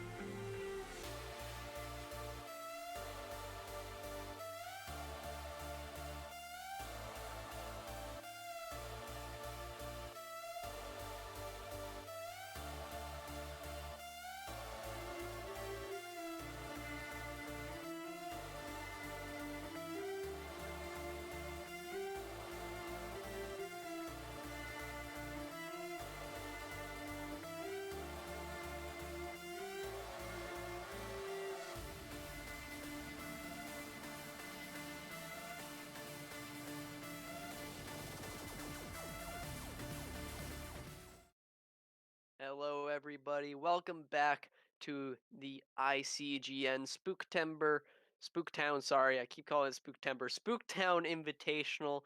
Back at you with the losers finals, technically sort of semifinals, but losers finals between Arizona State University and University of Texas, Dallas. Current score is 1-1 in the series, and we will be heading into Champion Select very soon. After a dominating performance from ASU in the last game, UT Dallas definitely needs to find their footing once again, step it back up. They want to end up taking this third game and move on into grand finals against University of Toronto. Now, after that last game, UT Dallas did end up subbing the Johns back in, so they will be back in the 80 carry spot for game 3. Gonna be hoping to take the W home and move them on into that grand finals spot. Every game so far with the Johns has been relatively close, and every game so far has been relatively close in general. But with the Johns, they were able to win the first game of the series. It didn't go so well in the second game when Pufu was in as AD carry, but there still wasn't that much of difference in terms of actually how the bot lane panned out. It was still a very even bot lane, so I'm not sure if this sub will really matter too much as far as the game plan goes, but hopefully we'll have a different start to the game and not have one team just immediately giving themselves a 2,000 gold deficit. Yeah, I think that's honestly the best way to put it. UT Dallas kind of shoved the money in the lap of Arizona State at the beginning of that last game. Said, "Oh, here's my savings, here's my wallet, here's my credit card. Just give them a bunch of money, let them go on a spending spree at the beginning of the game." And definitely don't want to have that happen once again. I assume that their start is going to be a bit more conservative than the last game, so we don't have any blow-ups like that here in Game 3, the deciding game of the series. Now, this could be very different than what we saw so far in the series. UTD has been blue side for both the games thus far, but now it's going to be swapping up. Arizona State will finally be playing blue with Dallas on the red side of the rift. And I'm excited to see how this might change up the pick ban to get champions that are better for their respective sides. Maybe we'll see a Hecarim. He tends to be better when played on the blue side of the rift. Not sure if Yu Jung actually plays it, um, which is why he didn't get picked in the previous 2 games. But the champion is still super impactful, and I would love to see a little bit more in this series.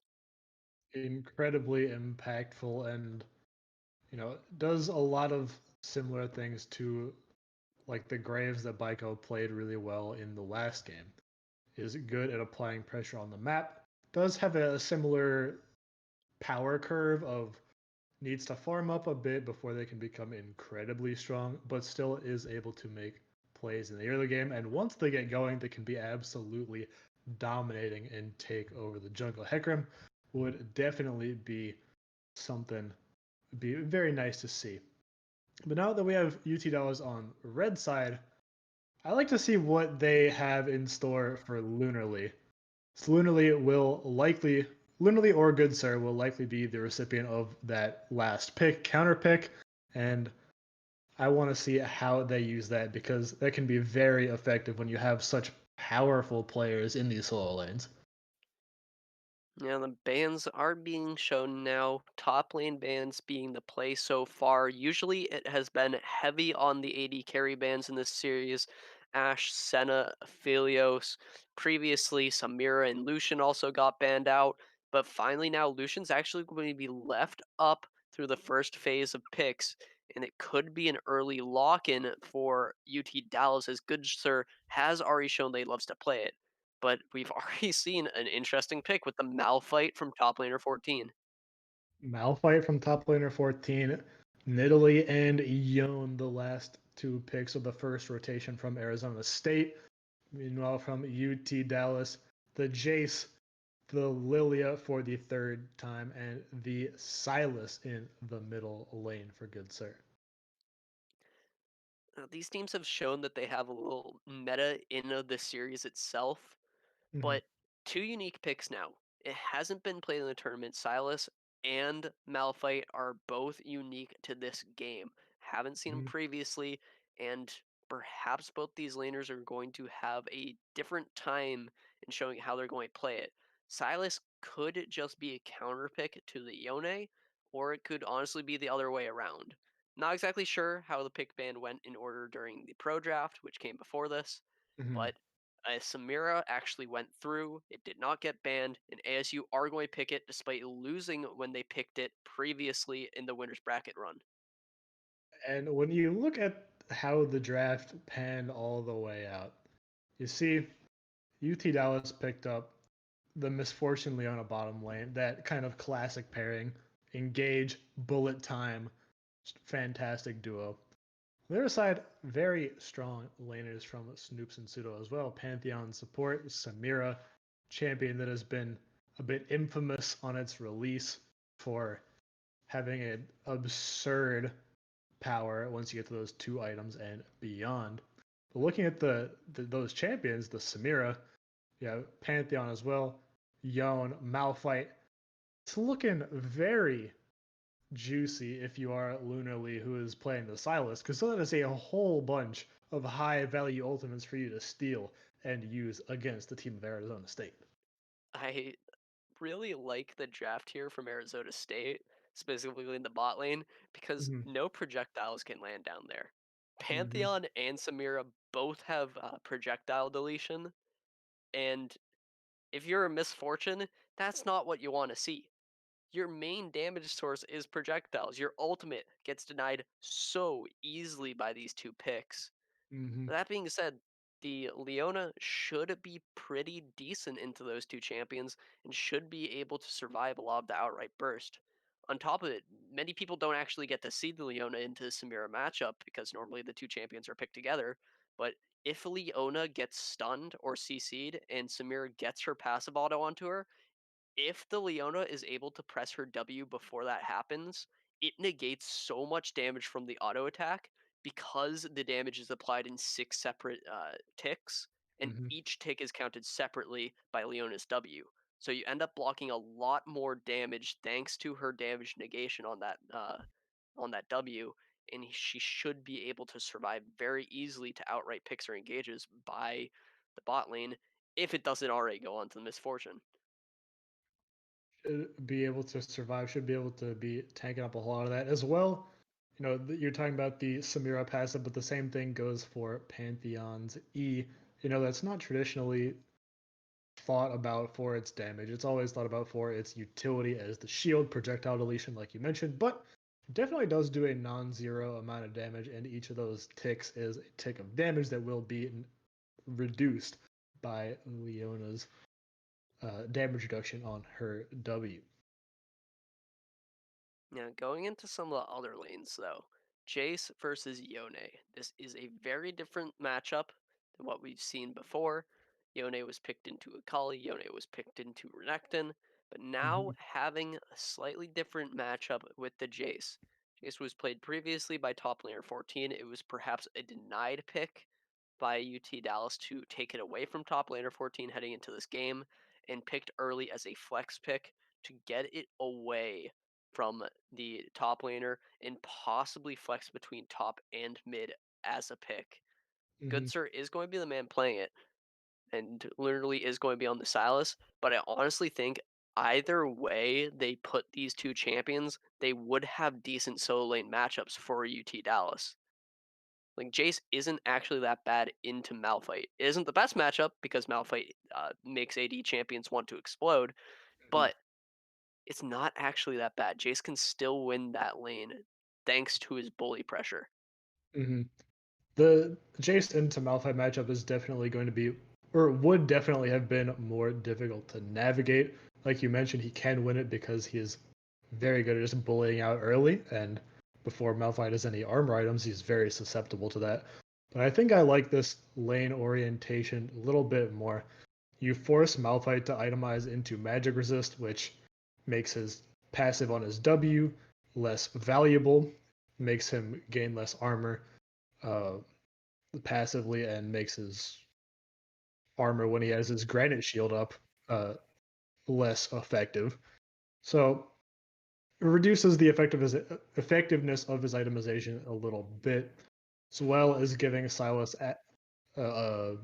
access to an incredibly powerful ultimate in the Unstoppable Force, which has in itself a great AP ratio for Silas to work with. In the mid Now we got lane, it. oh, You can keep going. It's fine. okay. In the mid lane, Jace is going to be putting that bully pressure to better use, I feel like, since Yon's very early game isn't the absolute strongest. Jace is going to be able to try and take control of that early game very, very effectively.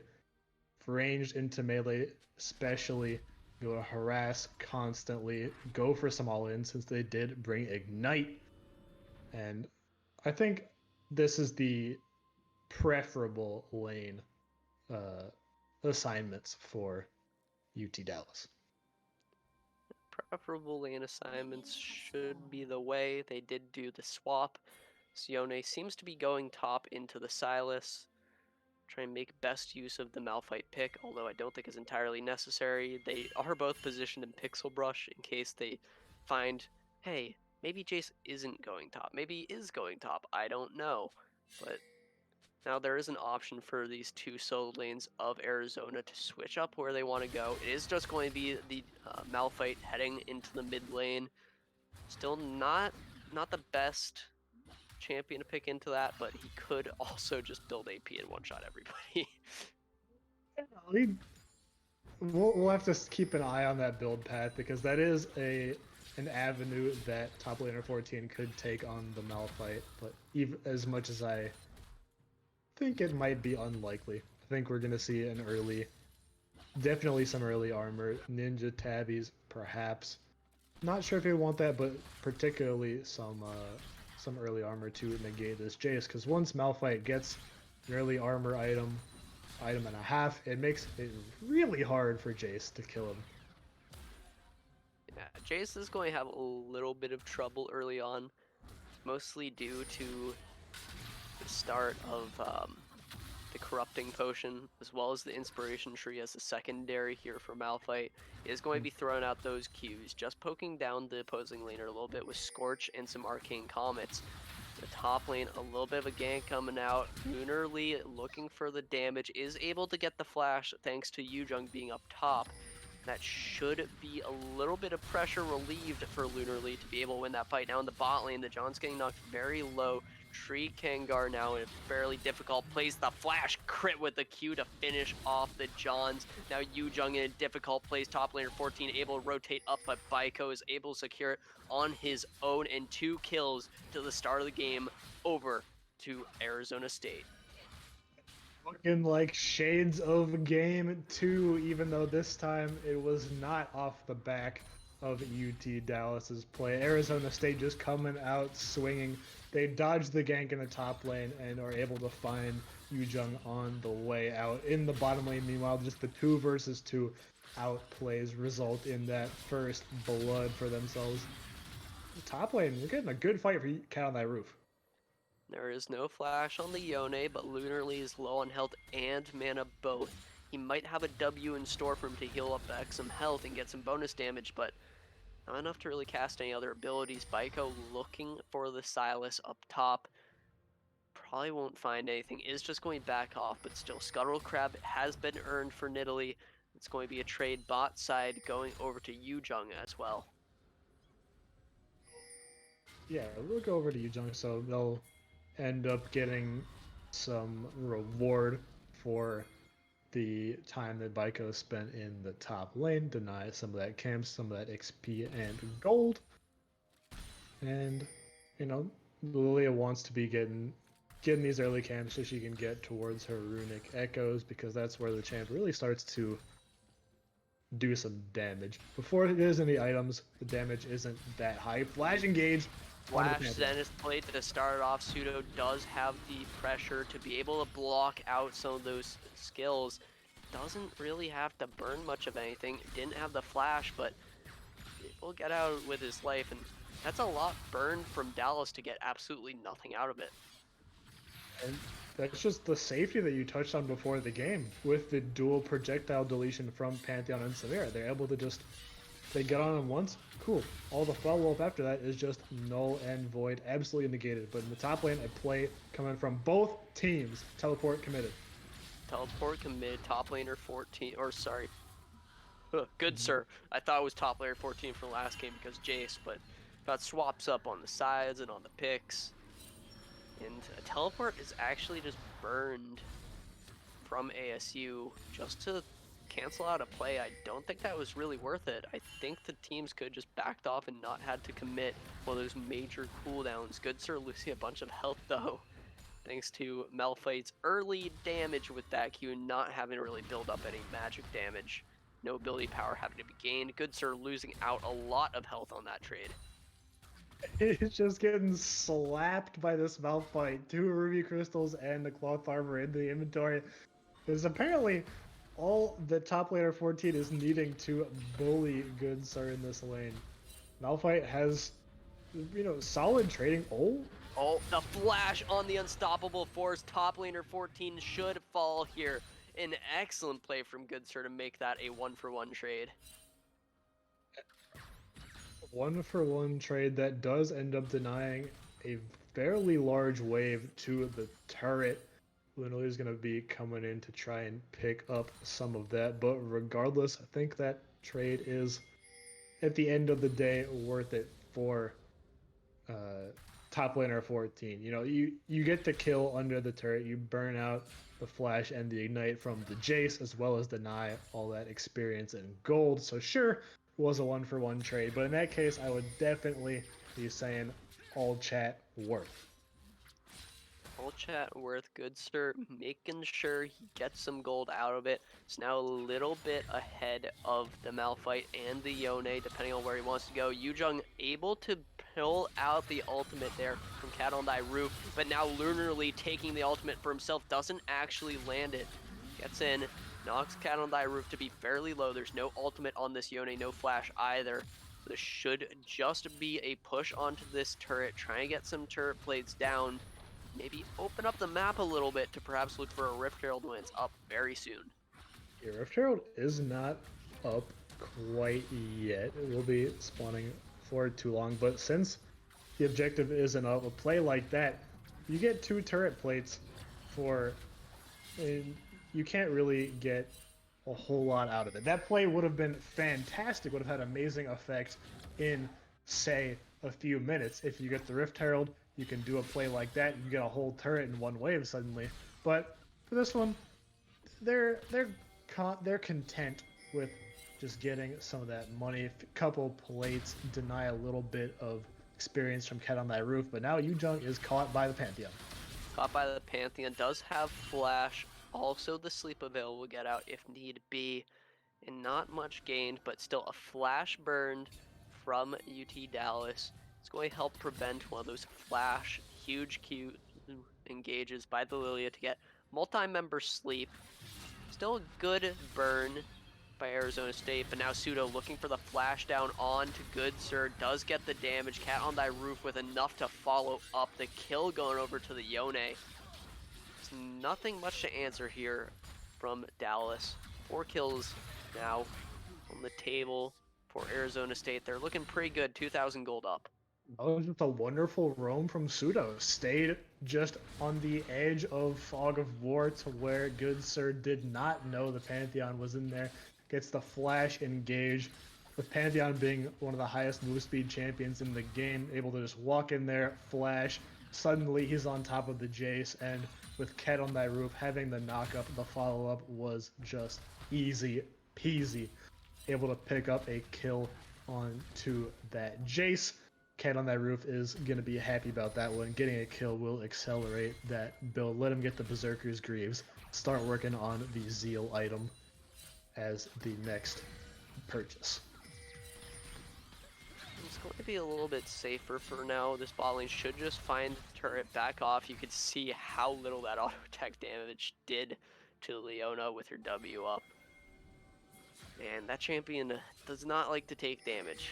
Leona, super tanky despite not having that much tank stats. Unstoppable Force onto Yujung is going to get about half his health, but Unstoppable Force then onto the Nidalee. Takes down Baiko.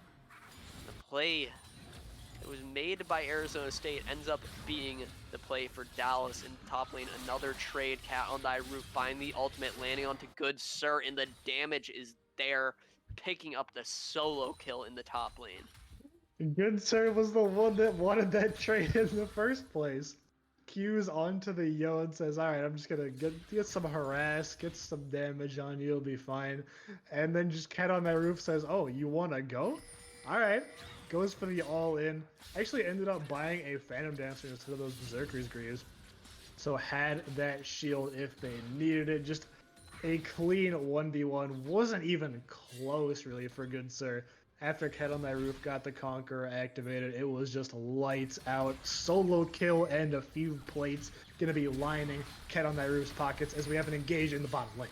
Switching up the targeting isn't working out so far, but here comes the CC. Pseudo getting knocked very low, but not quite down yet. Snoop soon to fall as literally gets the chains onto him. Baiko now in a bad place. Should go down, literally picking up a double kill now. Low health bars across Dallas. Cat on thy roof does have everything up. He can send out another Q, doesn't find it onto a low health target, and now Lurnerly has joined back in the fight. He has so much damage, but a Malphite has found his way behind the team. Does use his flash, doesn't have an unstoppable force. He's just going to be knocked all over the place and taken down here by Dallas with a huge team fight win and possibly a turret take in the bot lane. Yeah, huge team fight win for sure. The low health bars all over the place, but doesn't matter if they're not empty health bars. They're able to just, just edge out that fight. Kangar just barely able to make it out. And at the end of the day, Lunar Link's coming in, cleaning up, and a great fight by UT Dallas going to get them some gold. Good Sir, though, has to get the hell out of Dodge. Does have to get out of there. If he was there for another second, that Yone ultimate would have been up and able to just lock him down and destroy his health bar. Riftchild will find some plating here for Baiko, but not across the team. It won't find the turret in general. It's good that Dallas have been able to shut down so many of the plays and able to shut down so much of the gold after winning that fight in the bot lane. Now, the Dragon should be the next objective up. It will be the second here for Arizona if they are able to take it, but both teams are in position to make a fight happen. John's regrouping with his team now as he was a little bit separated. It's the top and mid. The solo lane's unable to join the fight quite yet. The engage should be from top laner 14. He has the unstoppable force up now. The ultimate is taken here from Lunarly though, so both teams are going to be able to go unstoppable, knock up, and create an explosive fight. The Dragon is going to be started up and uncontested. This seems like Arizona just wants to get the mid lane pushed in. You a bit scared they saw Silas with the unstoppable force, decided they didn't really want to mess with that. So instead they'll push in the mid lane, rotate towards top, maybe work on that tower, trying to get some of that standing gold off the map. You want to move in the bottom lane. CC is there, the sleep as well. This should just be a free kill onto Snoopsy. Yujung picking up the kill. It's first of the game. So he's been kind of sitting back and in the shadows for a while, but showing up where it needs to be. Leona also getting the lockdown. First turret likely to go in the top lane over to the Yone. About 5 seconds left before the first turret gold goes down. It is not going to go to everybody. 100 gold lost from that. It's going to be 150 gold over to the Yone, as opposed to 250 if he got it before the 14-minute mark. Still nice play to force the push, get that first turret down, and force this bot lane into a slightly less profitable turret take. Yeah, good on Cat on that roof to get that first turret. Unfortunately, didn't quite manage to get it before plates went down. So like you said, missed out on a bit of gold there. But Still feeling good about that. First turret is a whole lot of money regardless. We saw on that back, they picked up Berserker's Greaves and a BF sword. That's a whole lot of stats that Cat on That Roof didn't have before. Cat on Thy Roof has had some struggles a little bit in getting his itemization for a little bit. He got the Phantom Dancer, but it's been a while since he got that back off. Now having the ability to get some AD, increase that crit damage a little bit further. He's still not at that power point where he becomes unstoppable, but he's edging his way ever closer. About 2,000 gold away now from the Infinity Edge. Means that he's going to be getting very strong very soon. Very soon, the timer is ticking. That is a very high cost item, so it might take a little bit. Next back, definitely going to be looking to get that crit cloak to get to 90%, which isn't the unstoppable point, but it's pretty close. For now, just going to evade that situation in the jungle, get away from Yu-Jung. Doesn't want any engagements onto him. Top laner 14, though, is in the eyes of UT Dallas.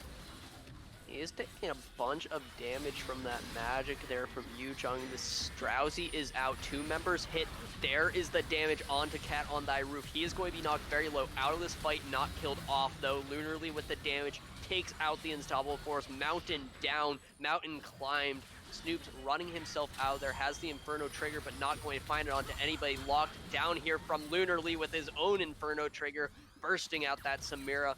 And the Johns here to clean up Baiko as well. Soon to be Suda, the clean ace coming out. All 5 members alive from Dallas. Barely that much health remaining, but so much gold and so many objectives to be gained from that play. 5 for 0 is going to be huge for UT Dallas. So much gold. 3K now they are in the lead. They get the mid lane tier 1. They're going to be able to get the Rift Herald on the back side of that play as well. So that will be more money in their pockets whenever they put that down. And that was a massive team fight win. Literally 5-0-2 on that Silas. The Johns feeling very strong with an item and a half on that Misfortune, working towards the Infinity Edge. UT Dallas was faltering a little bit in the very early stages of this game, but as we saw in that last fight, they are picking it up in a huge way. This is in the shadow of yesterday's game, Lunarly being the hyper carry that University of Texas Dallas needed to show up in these team fights. It happened with the Kennen yesterday. Didn't happen so much in that last game that we saw with him on Kennen, but now with Silas, he is showing up in a huge way, demolishing these fights and having a huge, absolutely gargantuan lead on any of the opposing players. This is what happens when you get ahead on the Silas champion that wants to be skirmishing, and the other team has like S tier ultimates for you to steal. In that fight, he had, I think, the Unstoppable Force at the beginning, had the Inferno trigger at the end, 2 game-changing ultimates that he can just use to the fullest potential. And when you're this fed, you can just jump in there, use one of these high-impact abilities, and just blow the fight wide open. He is absolutely the catalyst for UT Dallas' success in this game. Yeah, on top of that, you see a lot of the ultimates from UT Dallas. They aren't as high impact ultimates as perhaps the Yone ultimate or Unstoppable Force from top laner 14. Boom, Silas. He can take any of the high impact ultimates. He can take all of them, multiple in a fight as well, and be able to use those to his team's advantage. All of a sudden, Arizona State is like, wait, we just drafted the other team a good composition. Oh no. That's just what happens if you pick a team that's so hugely ultimate reliant like ASU's, which isn't normally a bad thing, right? High impact ultimates, great, you love them. They obliterate team fights. They're fantastic win conditions to play around, as long as you don't have someone on their team who is a top tier Silas player. They'll just pick that, they'll use it against you, and speaking of, Snoops just gonna get hit with the unstoppable force, deleted off the map, +1 kill to Lunarly's bank account, and +1 turret to UT Dallas. Man, I'm not sure which one's the unstoppable force. Is the ability or is it Lunarly? 6-0-2, not shut down quite yet. He's got a 900 gold bounty, and the engage is here for Arizona, but not enough to make a difference. The Pantheon's going to get locked down as soon as he goes in there with the Grand Starfall. Pseudo to fall Lunarly with his 8th kill of the game, sitting on tons of gold and advantage in just about any fight he takes. Knocked up a little bit, but does have plenty of damage to perhaps answer back onto this guy, but he is going to take too much damage and falls due to little mispositioning on his part. Literally used the Kingslayer right at the beginning of that fight. Thought he would have that cooldown back for when he needed the heal, but not quite in time. Didn't quite wait that fight out long enough. And as a result, Cat on Thy Roof just got 1,000 gold stimulus package right when he finished the Infinity Edge. So that's going to be one of the 3 big Death Dance components able to be purchased, or a Quicksilver Sash, if that's Cancels the out Leona. direction you're going for. Now, having the Quicksilver Sash makes sure that Leona can't get locked down by his sleep from the Lilia, and as well can't get out of a Solar Flare if it's called out on top of him. I do think that is a smart pickup, although perhaps not completing the Mercurial Scimitar, instead going into a Death Dance may be the play for this Yone. It adds so much to his fighting potential. He can just go in with Spirit Form, take however much damage he needs, and deal as much damage as he needs. And it's very rare that he'll just get bursted out through the Death Dance and the Phantom Dancer.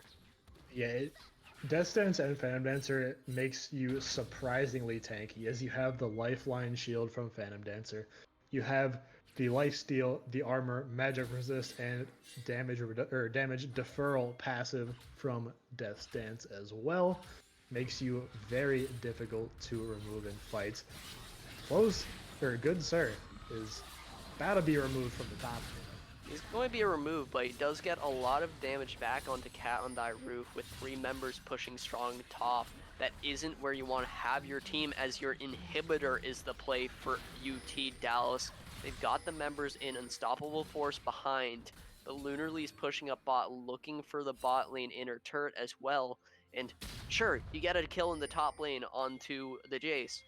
You lose your middle turret, your inhibitor turret, your line of defense from one of those game-ending pushes, and Lunarly's looking to continue it, finding damage on the top laner 14, is going to take a bunch, but he has the ultimate from Yone, lands it onto Baiko, gets more damage dealt. Top laner 14 now looking for his own Unstoppable Force to get on in. He has already used it. ASU finding a kill onto the Johns.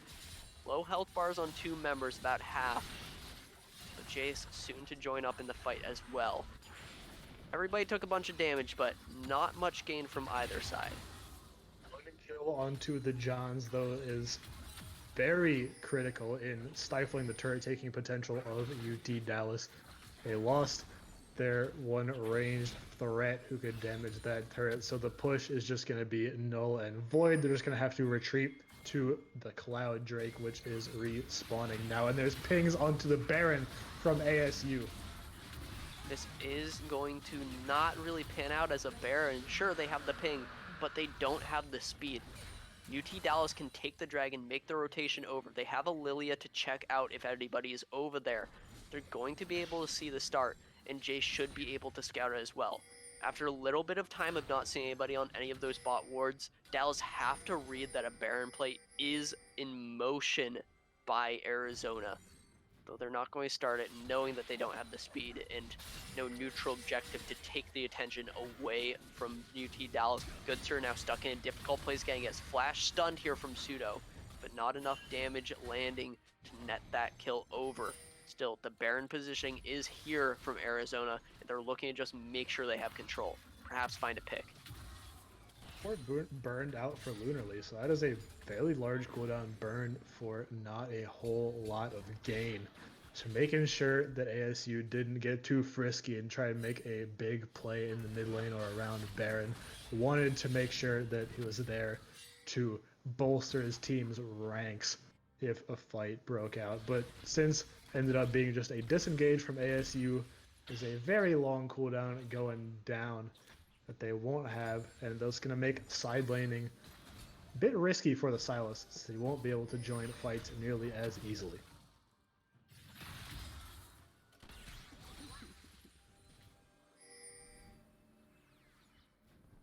Teams at a bit of a standstill here at this point of the game. Blast Cone over the wall is going to try to subvert that rift. Don't see alert it. Vision. Arizona doesn't see the Baron play, and Lunarly is getting behind the Nidalee. They know where the Nidalee is. Now they are seeing the Baron play thanks to the John's positioning. It's about 4,000 health. Nidalee falling back in a way. Sure, the turret fell in the bot lane, but the Baron shouldn't just go over thanks to the sneaky call here from UT Dallas. Very sneaky way to get around it. They figured that ASU didn't have any vision in the pit. They were relying on that Scuttle Crab dot in the rivers. They said, all right, we'll just go around the back, blast cone into the Baron pit, and by the time ASU saw it, it was too little too late. Sure, they lost the mid lane tier 1, but a Baron is a trade you will take any day of the week. Trying to follow ASU out of their jungle, make sure they clear out, or else they're going to be eaten and engage. But they'll get out of there in time, so no fights to be had quite yet. And no fights happening. Both these teams playing relatively safe right now. And the Baron has been taken by UTD. They should look to find a wave in a good spot, although nice push out from Cat on that roof is going to make sure no minions are there for the bot lane inner turret.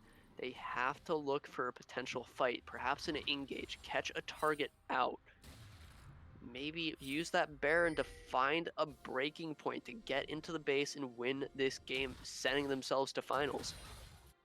You're gonna try to make that happen through the bottom lane, trying to get this tier 2 turret off the map and break the base open that way. Sending the Johns into the mid lane to get that wave pushed up and put some pressure on the base.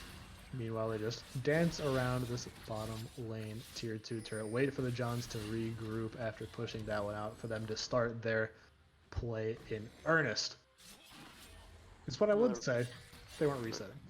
Yeah, the reset is going to be here for Dallas. Some items purchased up, not many big power spikes at this point. Most of the core items have already been purchased by these teams. Still pretty early though, 27 minutes in. Approaching late game, still in the mid game state, I'd say. But the Dragon soon to come up, in that this is sole point here for UT Dallas. So they likely just wanted to get a little bit pressure with that Baron, make sure they're going to get all the waves in their control, and try to set up all the vision in the bot lane, try to get themselves that Cloud Soul, which is pretty huge, honestly, if it goes to either team. And by huge, I mean ultimate cooldown on anyone is good for the Silas.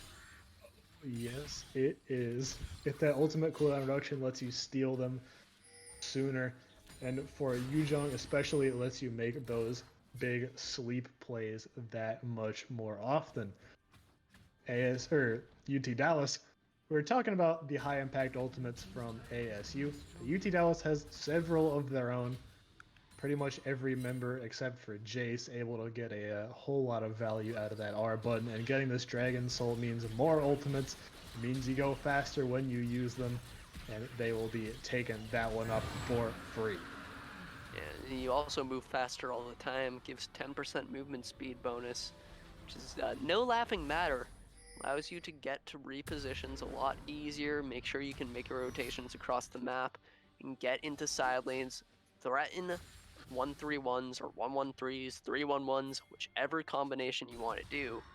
And with this lineup, it's likely going to be Lunarly on the split push, letting his team get poked out, find a fight win. There's the flash here from Lilia, only finding one member. The cleanse is going to be there by the Quicksilver Sash Pseudo, soon to fall. Yujong picking up the kill. Even though it wasn't the target they meant to get with that sleep, it still is the pick for UT Dallas. Now with one member down, they can look to take this middle inhibitor and transition into a potential fight to end the game. Any member down is huge for UT Dallas. Doesn't matter if it's the support Pantheon, that's still crowd control and damage that ASU does not have access to anymore. 12 seconds left on the respawn timer, so by the time this wave gets in, it's going to be up. We are going to get a 5v5 for ASU's tournament life here in the next few seconds. Inhibitor in the sights of UT Dallas. We're looking to just take that and get out. And two inhibitors. Two inhibitors inhibitors taken down, open up 2 lanes for the UT Dallas to take advantage of, and the 2 inhibitors you want to have down the most with a Baron respawning in about a minute or 2. We'll see that timer in just a second, but big stuff here from Dallas to try to close it out. They're about 4,000 gold in the lead. They've got the map control that they want to have. Lunarly still has his teleport, and he's going to have the ultimate up relatively soon. Pings out the Malphite, knows that positioning. Baron up in about 30 seconds now. So with Lunarly in the bottom side, positioning to potentially bait a member down, he will have the teleport to get back with his team in the Baron and make sure he drags all the attention away from it. And he's just going to sit there in the bottom lane for a second, push the waves out, make ASU commit a couple members down there for just a little bit longer before he resets, picks up some more itemization, and now they're going to be going on to the Baron. Up in 15 seconds, push out that top wave first, the last bit of preparation that you need. Cat on that roof, still in the bottom lane, going to be pushing that one out since he has access to the teleport. Middle lane could be a fight if ASU steps up a bit too far. Swirl Seed doesn't land, so nothing quite yet. Swirl Seed not hitting Snoops quite yet. The E is there to just get a little bit of damage, just slow, but no engage is going to be taken here from UT Dallas. But with that push down towards the bot side, they are going to start up the Baron. Yone is seen in the bot side, pushing up that lane, but into super minions, it's likely not going to pan out the same way as the last game. Baron is down. Red team has the buff. They're going to have the rotation back. A turret should fall in the bot lane to the Yone, but with so many members strong and with the Baron buff, a reset will come through and UT Dallas will look to find their fight. They're gonna reset. They have the Baron buff, and wave control is next up on the table. They get some of these waves pushed out so they can use this Baron to get into the base, try and end the game, and go on to face University of Toronto in our grand finals. They are poised. They are ready. They have everything they will need to make this game-ending push. ASU is going to have to hold on for dear life. They cannot afford to get picked. Bottom lane, Lunarly's going to find the 1v1 against Cat on that roof. Down by Roof has a little bit more sustained damage in the fight, is going to be able to get out a little bit with the Yone ulti. Yone ulti, he gets his distance and gets away, but 2 members dragged to the bot side is going to open up the top end for the Baron push from UT Dallas. They are going to find the inner turret and are looking for this inhibitor turret. There isn't much wave clear here, and they should just be able to walk up ever so easily and take some damage down. Cannon Minion is going to be there, no long range to knock it off the table. So after a gradual take, this turret is sure to fall, and especially with the minions pushing it in the bot lane. An engage perhaps to come out. There is the sleep here from Lilia. Top laner 14 makes his engage in, but falls immediately. Good sir with the burst with Lunarly on the backside. 2 members already knocked low. Cat on thy roof is soon to fall. Lunarly with the W, the Kingslayer to finish him off. The Johns as well finds himself the double kill to get the ace and end the game. The series going to UT Dallas, and into finals they go for the big money match. UT Dallas got a hold of themselves after game 2. They're looking a bit shaken. Beginning stages of game 3, it looked like ASU was thinking they were gonna have it. They had very good early laning phase. They were making good plays all over the map. Got picks on the top side on the jungler. We're winning the 2v2 in the first little stages in the bottom lane, but eventually it was just UT Dallas that came out on top. There's some critical team fights and are going to be moving on to our grand finals against University of Toronto.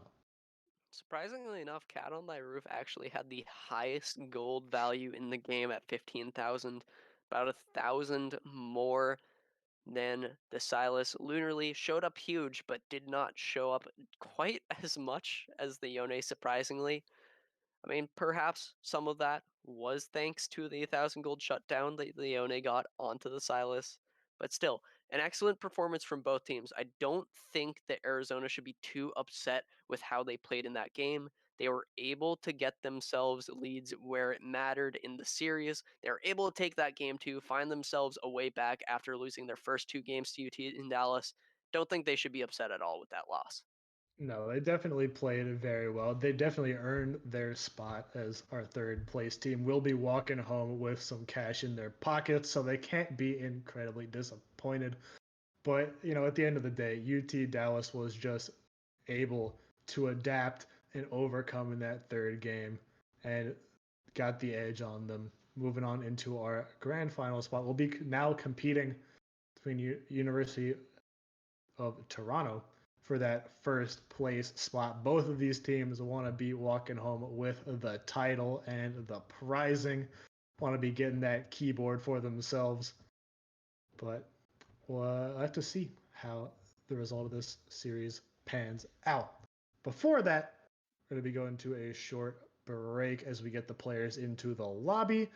Once we have them here, we'll be coming back and we will get you our grand finals match between University of Toronto and UT Dallas. Don't go anywhere.